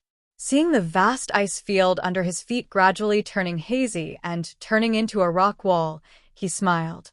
Although he didn't have any treasures, as a sword cultivator, he had never slacked on refining his natal sword. He practiced diligently every day, so he had always been confident in fighting techniques. This ancient formation was rather difficult, and because of this, successfully breaking it gave him a sense of accomplishment. His 20 years of hard work finally didn't go to waste. After breaking the formation, he waved his arm, and the sword in his hand flew back into the scabbard on his back. Then, he took out the medicine pouch distributed by the sect and carefully picked the spirit herbs growing around him. After a while, he scanned the surroundings with his divine sense. He turned around and saw that it was a cultivator from the same sect who was also in the late stage of foundation establishment. Yi Jingwen didn't pay much attention to him. Those who could break the formation in such a short time were the elites of the elites, so they usually had a tacit understanding in this situation. If they knew each other, they would work together. If they didn't, they would pretend they didn't see each other. But soon, Yi Jingwen frowned because the cultivator in the late stage of foundation establishment that he didn't know started to pick the spirit herbs around him. In this cave, although there were no obvious partitions, there were slightly spacious stone rooms, connected by a slightly narrower stone path. When this person broke the formation, he was in another stone room, but now he went through the path and picked to the stone room where he was. Yi Jingwen noticed this person's method of picking herbs. He didn't care if the roots were hurt. He dug up the spirit herbs and stuffed them into the medicine pouch, so his picking speed was much faster than Yi Jingwen's. Moreover, while picking, he kept looking at the spirit herbs on Yi Jingwen's side. This was clearly a good plan from the beginning. Seeing that Yi Jingwen's picking speed was slower, he rushed to pick some back. Senior martial brother. Yi Jingwen couldn't help but speak. The cultivator was busy and only looked up at him hurriedly. This attitude was simply treating him like a new foundation establishment cultivator. Yi Jingwen was infuriated. He coldly said, "Have you crossed the line?" Although the cultivator was busy, he said, "What's the hurry, junior martial brother? These elixirs don't belong to you alone. When we entered the array, the sect leader said that after we pass the test, we have to pick all the elixirs we see. Of course, whoever picks them belongs to them." These words sounded reasonable, but it was a little unreasonable. For cultivators of the same sect like them, wouldn't it be very easy for disputes to arise if they really wanted to snatch it quickly? Therefore, there were some established conventions that everyone would abide by under normal circumstances. Not only did this person not abide by the rules, but he was also twisting words and forcing logic. Although Yi Jingwen wasn't a domineering person, as a sword cultivator, how could he allow others to bully him? He said coldly, "I've already picked the spiritual herbs here. Senior brother, please leave the stone room." The cultivator finally stopped pretending to not see him. He dusted his hands and stood up. He looked at Yi Jingwen and said, "Junior martial brother, you look so young. Why do you care about this little bit of spirit medicine? It's not that senior martial brother wants to compete with you, but with my age, my core formation is imminent. I can't let go of this opportunity. How about you let me have a go?" If this person used this reason to explain it to him in the beginning, Yi Jingwen might have allowed it. He was a sword cultivator, so his reliance on medicinal pills was lower than that of mainstream Dharma cultivators. However, this person took advantage of him first and only said it after everything was over. Moreover, he called himself senior martial brother and didn't sound like he was begging him. Mo Tiange repeated coldly, "Senior martial brother, please leave the stone room." Seeing that Mo Tiange's attitude was so unyielding, the cultivator looked angry. He looked at Yi Jingwen and said, "I'm Dong Shiyang, a disciple of Master Taoist Wuliang of Morning Sun Peak and a grand disciple of Grandmaster Jinyang. May I ask Junior Martial Brother's title?" He was using his identity to oppress others. Yi Jingwen said coldly, "I'm Yi Jingwen, a disciple of Master Taoist Qingyuan of Clear Spring Peak." Upon hearing what Mo Tiange said, the cultivator's eyes flashed. "So Junior Martial Brother is Grandmaster Jinghe's grand disciple. Don't blame me for being like this." He looked Mo Tiange up and down, but his meaning was self-evident. Yi Jingwen became even more annoyed. Lord Taoist Jinghe's temper wasn't good, so his reputation wasn't very good. However, he never bullied his disciples. This person was also a disciple of Xianqing school, but he had this kind of attitude. How could Yi Jingwen not be angry? He immediately said angrily, "Senior martial brother, please conduct yourself with dignity. Don't humiliate the Grandmaster of Clear Spring Peak." "How did I humiliate him?" Dong Shiyang laughed mockingly. "Junior martial brother Yi, you're making something out of nothing. I didn't do anything." Yi Jingwen's expression was as dark as still water. Without saying a word, his sword was already unsheathed and hovering next to him. The cultivator's expression also darkened when he saw Mo Tiange unsheathing his sword. "Junior martial brother, could it be that you want to attack a fellow disciple?" Yi Jingwen also laughed mockingly. "Senior martial brother Dong, you're also making something out of nothing. I just unsheathed my sword, yet you're accusing me of attacking you?" The cultivator's face also turned pale from anger. The two of them were ready to fight, and the atmosphere was on the verge of exploding. All of a sudden, a slight explosion came from the side. Another person had broken through the formation. Dong Shiyang turned around and was delighted. "Martial Uncle Bai." Yi Jingwen's expression darkened. This person was Lord Taoist Jinyang's disciple Bai Yanfei. Bai Yanfei's expression was very unsightly. His cultivation level was still in the middle stage of the foundation building realm. Although it was quite good for his age, he wholeheartedly wanted to compare himself with talented youths like Qin Shoujing and Li Lingxi, who advanced to the core formation realm before the age of 100. Xianqing school had always been famous for producing talented cultivators. In their generation, Qin Shoujing advanced to the core formation realm at 78 years old, and Li Lingxi advanced to the core formation realm at 96 years old. Both of them were worthy of being called geniuses. As a disciple with a single spiritual root, Bai Yanfei had always disdained to compare himself with other cultivators. However, he was now 57 years old, yet he was only in the middle stage of the foundation building realm. He was almost certain that he couldn't catch up with Qin Shoujing. Even catching up with Li Lingxi would be a bit difficult. Given Bai Yanfei's arrogant personality, this was really unbearable for him. Unfortunately, after entering this 10,000 laws of nature formation, he spent a lot of effort to break the formation in the first trial, the 5 spirits killing body, and he even put himself in a very difficult situation, so he was very annoyed. Now that he heard someone calling him, he glared at them and said, "What's your name?" His tone was quite unpleasant. Dong Shiyang greeted him enthusiastically, but he was stunned by Bai Yanfei's retort. However, he realized there were other people here, so he immediately pretended he didn't care and still showed a smile. "Martial Uncle Bai, you also came out?" Bai Yanfei also realized his tone just now was too bad, so he just gave a perfunctory and glanced at the two people, then continued to look for a way to go. How could Dong Shiyang let him leave like this? He immediately said, "Martial Uncle Bai, aren't you going to pick medicinal plants?" Bai Yanfei actually didn't care much about the reward this time. His master was Xianqing School's head Grand Supreme Elder, and he himself had excellent qualifications, so he never lacked medicinal pills. Nevertheless, picking medicinal plants was his main task this time, so when he heard Bai Yanfei's words, he just casually picked 2 plants. Yi Jingwen's complexion turned even greener. Bai Yanfei didn't pick the medicinal plants from the stone room he came out from. Instead, he just happened to walk to his side and squatted down to pick them. Seeing Dong Shiyang casting him a complacent glance, Yi Jingwen's expression darkened and he called out, "Martial Uncle Bai." Bai Yanfei didn't care at all. He just let out a lazy, and because he thought Yi Jingwen was greeting him just like Dong Shiyang. But then, he heard Yi Jingwen say, "Martial Uncle Bai, as an elder, shouldn't you abide by the rules?" Although he tried his best to restrain his anger, his words still carried some anger. Bai Yanfei stopped, stood up and turned around. He stared at Yi Jingwen with a frown. "What do you mean?" Yi Jingwen said, "If you want to pick medicinal plants, you should pick the medicinal plants from the stone room you came out from. This is the place I'm picking.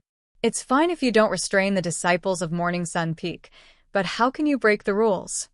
For a moment, Bai Yanfei didn't seem to understand what Yi Jingwen was talking about. He turned to look at Dong Shiyang, but he saw Dong Shiyang looking at him with fear and trepidation.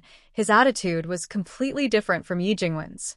With this contrast, Bai Yanfei's dissatisfaction towards Yi Jingwen also emerged. "What's wrong with you?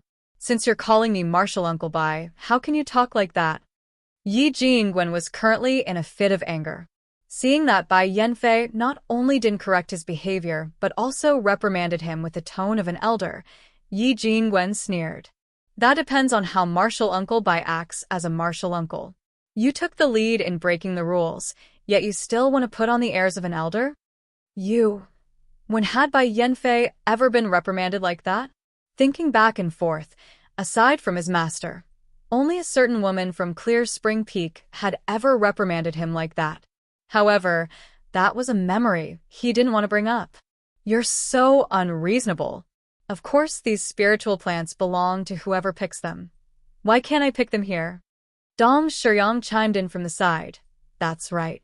I also don't understand what this junior martial brother Yi is thinking.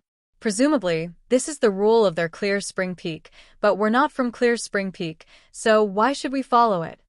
Clear Spring Peak. These 3 words ignited Bai Yanfei's anger.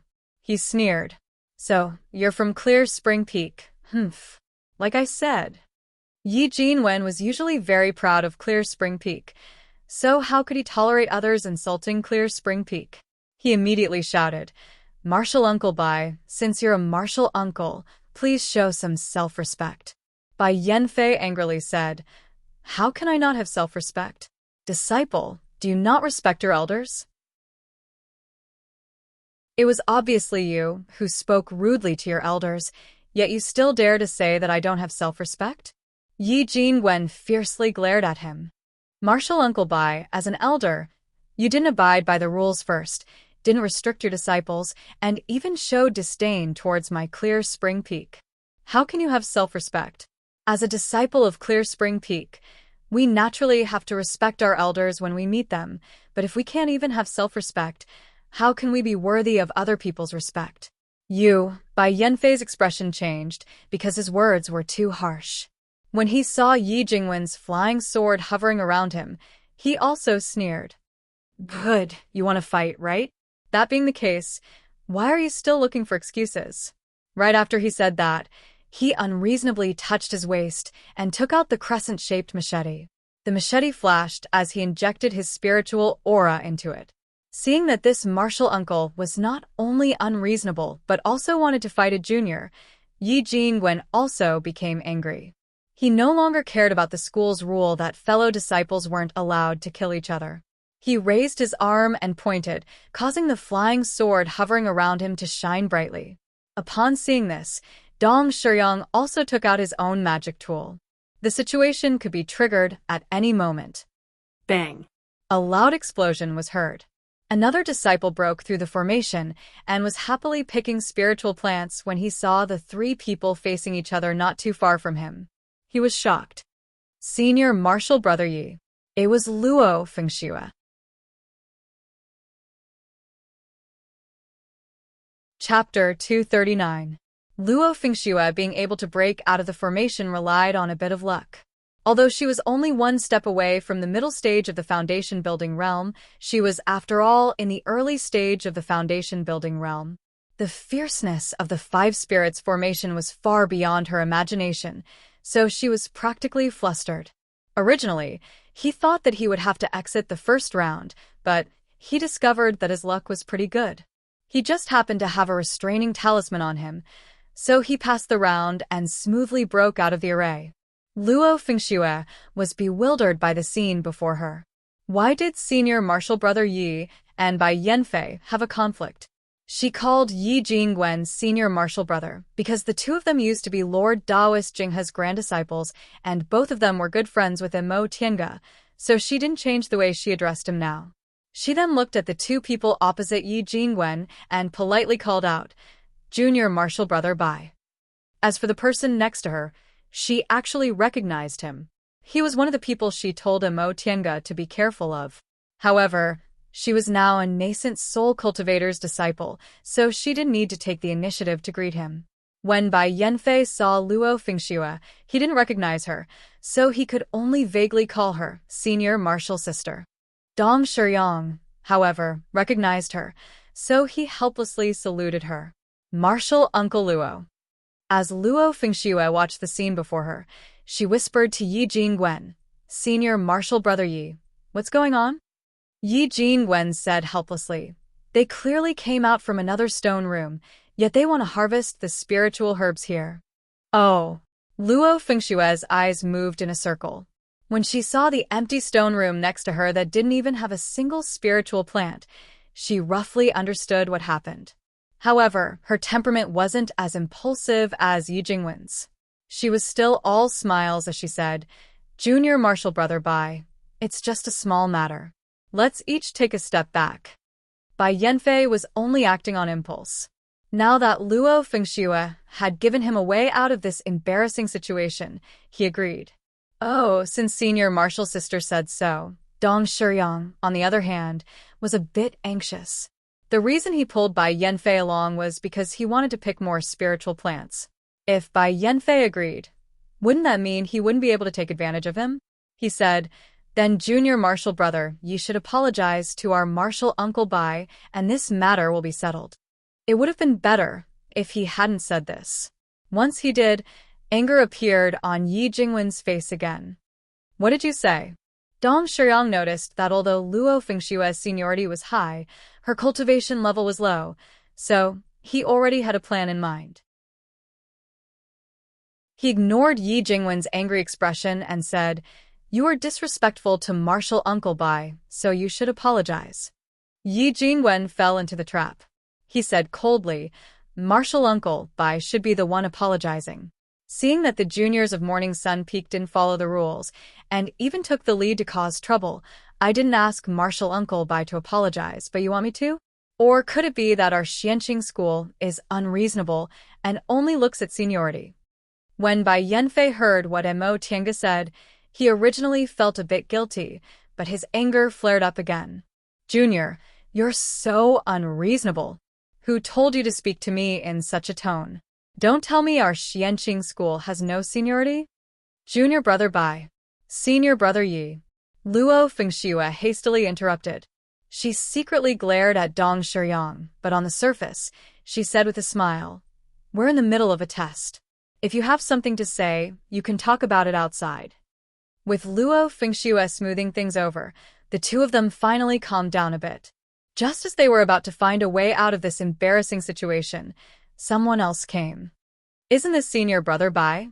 You think you're talented and have a transcendent status, so why are you quarreling with a junior? If word of this gets out, you'll really lose martial uncle Jinyang's face." A mocking female voice rang out. Everyone looked up. Luo Fengxue cried out inwardly. Why was this junior martial sister Jiang also coincidentally here? If these two people bumped into each other, wouldn't they be torn to pieces by heavenly lightning and earthly fire? Although Bai Yanfei was furious, He wasn't an unreasonable person. He was originally in the wrong, but he couldn't back down because of his pride. Now that he heard this junior martial sister Zhang's voice, he lost his reason again. He cast her a cold glance and said, "What does it have to do with junior martial sister Jiang whether I lose Master's face or not? As long as I don't lose your drifting cloud peak's face, that'll be enough. Or could it be that you're eager for me to lose drifting cloud peak's face?" There was a hidden meaning in his words. If the two of them didn't have any relationship, it naturally had nothing to do with Drifting Cloud Peak. However, if it would lose Drifting Cloud Peak's face, it naturally meant the two of them had a relationship.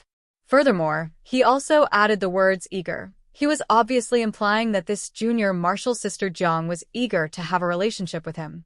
Even ordinary women would be annoyed if they heard this, let alone this junior martial sister Jiang, who was known for being unruly. Without saying a word, she took out a ribbon and was obviously about to attack. Luo Fengxue didn't know what to say. If Yi Jingwen and Bai Yanfei had a conflict, she could still mediate, but if this junior martial sister Jiang and Bai Yanfei had a conflict, regardless of her identity, it would be best if she didn't intervene. Otherwise, she'd bring trouble upon herself. Therefore, as soon as she saw this scene, she pulled Yi Jingwen and quietly stepped back. This junior martial sister Jiang didn't disappoint. She waved her ribbon and attacked Bai Yanfei. Her cultivation level was only in the early stage of the foundation building realm, but this ribbon was a magic weapon and was indeed formidable. Bai Yanfei didn't dare to underestimate it. He brandished his crescent-shaped machete, and the knife lights shone against each other, tearing open the spiritual aura barrier around the ribbon. The two of them fought back and forth, and the spiritual aura in the stone room intertwined. Upon seeing this, Dong Shiyang didn't know whether he should be happy or sad. If there were people in the stone room who hadn't broken the formation, there would be an illusory formation in the stone room, and they wouldn't be able to see the spiritual plants. That was why he wanted to freeload some from Yi Jingwen. However, now that there were people breaking the formation one after another, freeloading would be difficult, so he might as well try his luck elsewhere. Unfortunately, Martial Uncle Bai was fighting with someone, so it wasn't good for him to leave. While Dong Shiyang was anxiously pacing around, Luo Fengxue, who found him unpleasing to the eye, gave Yi Jingwen a meaningful glance and shouted, "Surnamed Dong, you dare to attack me?"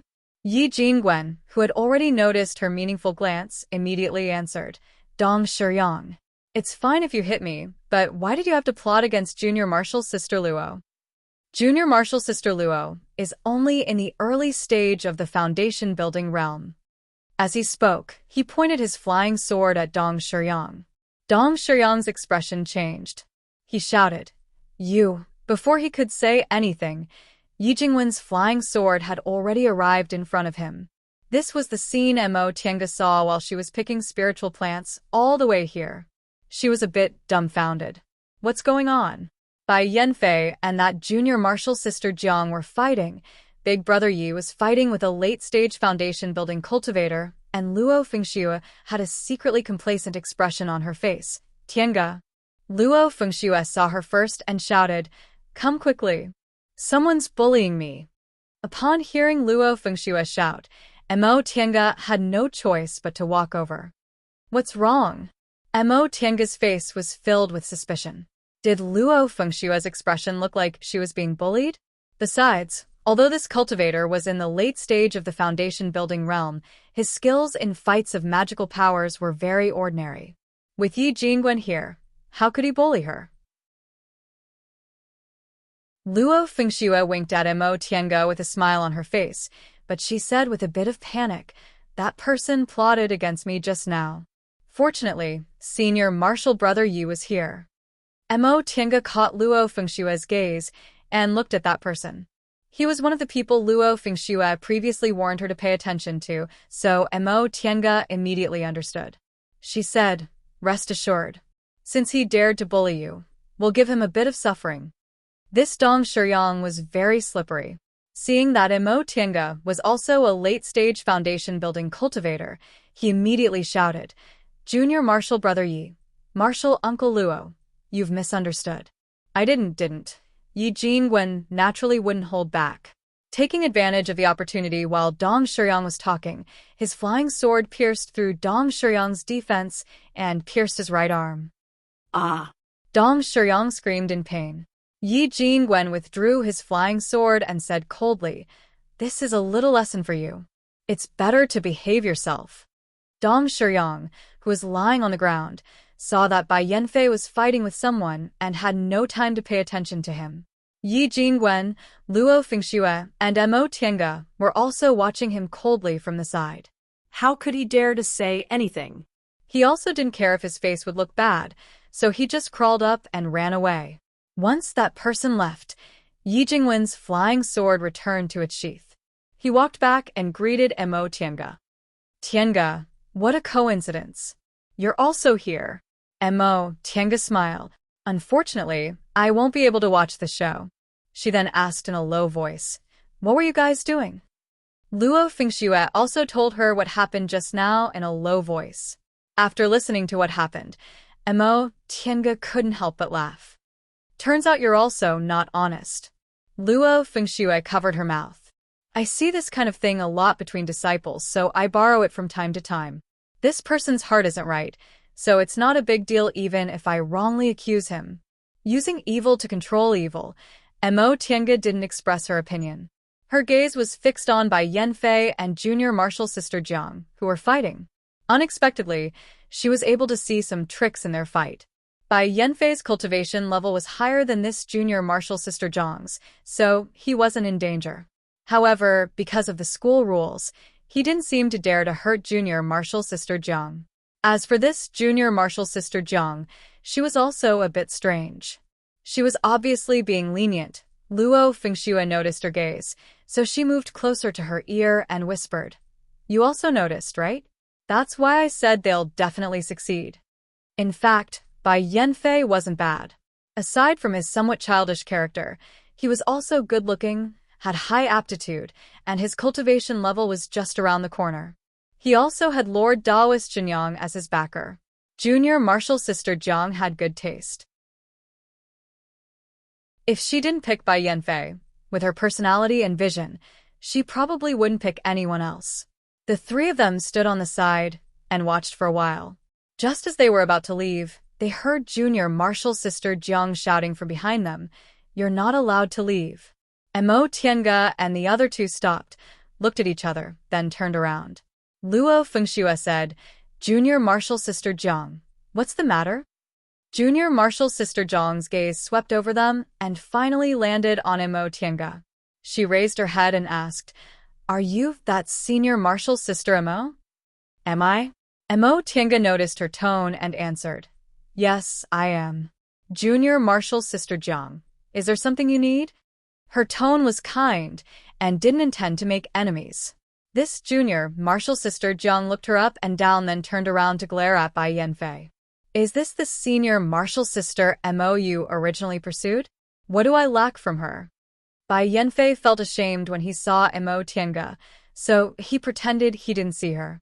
Now that junior martial sister Jiang questioned him like this, he felt a bit embarrassed and shouted, "What does it have to do with you?" Junior martial sister Jiang raised her eyebrows and waved her ribbon, causing her spiritual aura to fluctuate. "Bai Yanfei, I don't understand. What do you dislike about me, Jiang Min? Whether it's cultivation level, aptitude, or age, what's bad about me? Yet you keep thinking about senior martial sister Mo, humph. You dislike me, but aren't you being disliked by senior martial sister Mo? Who's better than the other?" Her tone carried a bit of disdain, successfully making Bai Yanfei's face turn red. He glared at Jiang Min fiercely. "I don't want to perform dual cultivation with you, so why are you pestering me? Do you really want to marry me that much?" Junior martial sister Jiang, however, wasn't angered by him. Her gaze was still full of disdain. "I just find it strange. Do you think you lost face after being rejected by senior martial sister Mo, so you want to get back at me? Bai Yanfei, are you very satisfied with this?" Bai Yanfei's face turned from red to purple. Junior martial sister Jiang still didn't let him go. "Do you feel very comforted after rejecting me? You look down on me because I was rejected by senior martial sister Mo. Now you see, Junior Marshall's sister Jiang was also rejected by me. She imitated Bai Yanfei's tone when she said the latter part of her sentence. It was indeed quite similar, causing Mo Tiange and the other two to burst out laughing. Although this Junior Marshall sister Jiang was unruly in some aspects, she was actually quite cute. You're wrong. Luo Fengxue shouldn't be calling him Senior Marshall Brother Bai, she should be calling him Junior Marshall Brother Bai. You're tuning in to the Dreamy Chapters YouTube channel. We're so grateful for your support, and don't forget to subscribe to join us on this incredible journey through captivating stories. Your generosity through donations truly makes a world of difference, as it's the primary source of revenue that allows me to expand and enhance this channel for you. Thank you from the bottom of my heart for being a part of this adventure.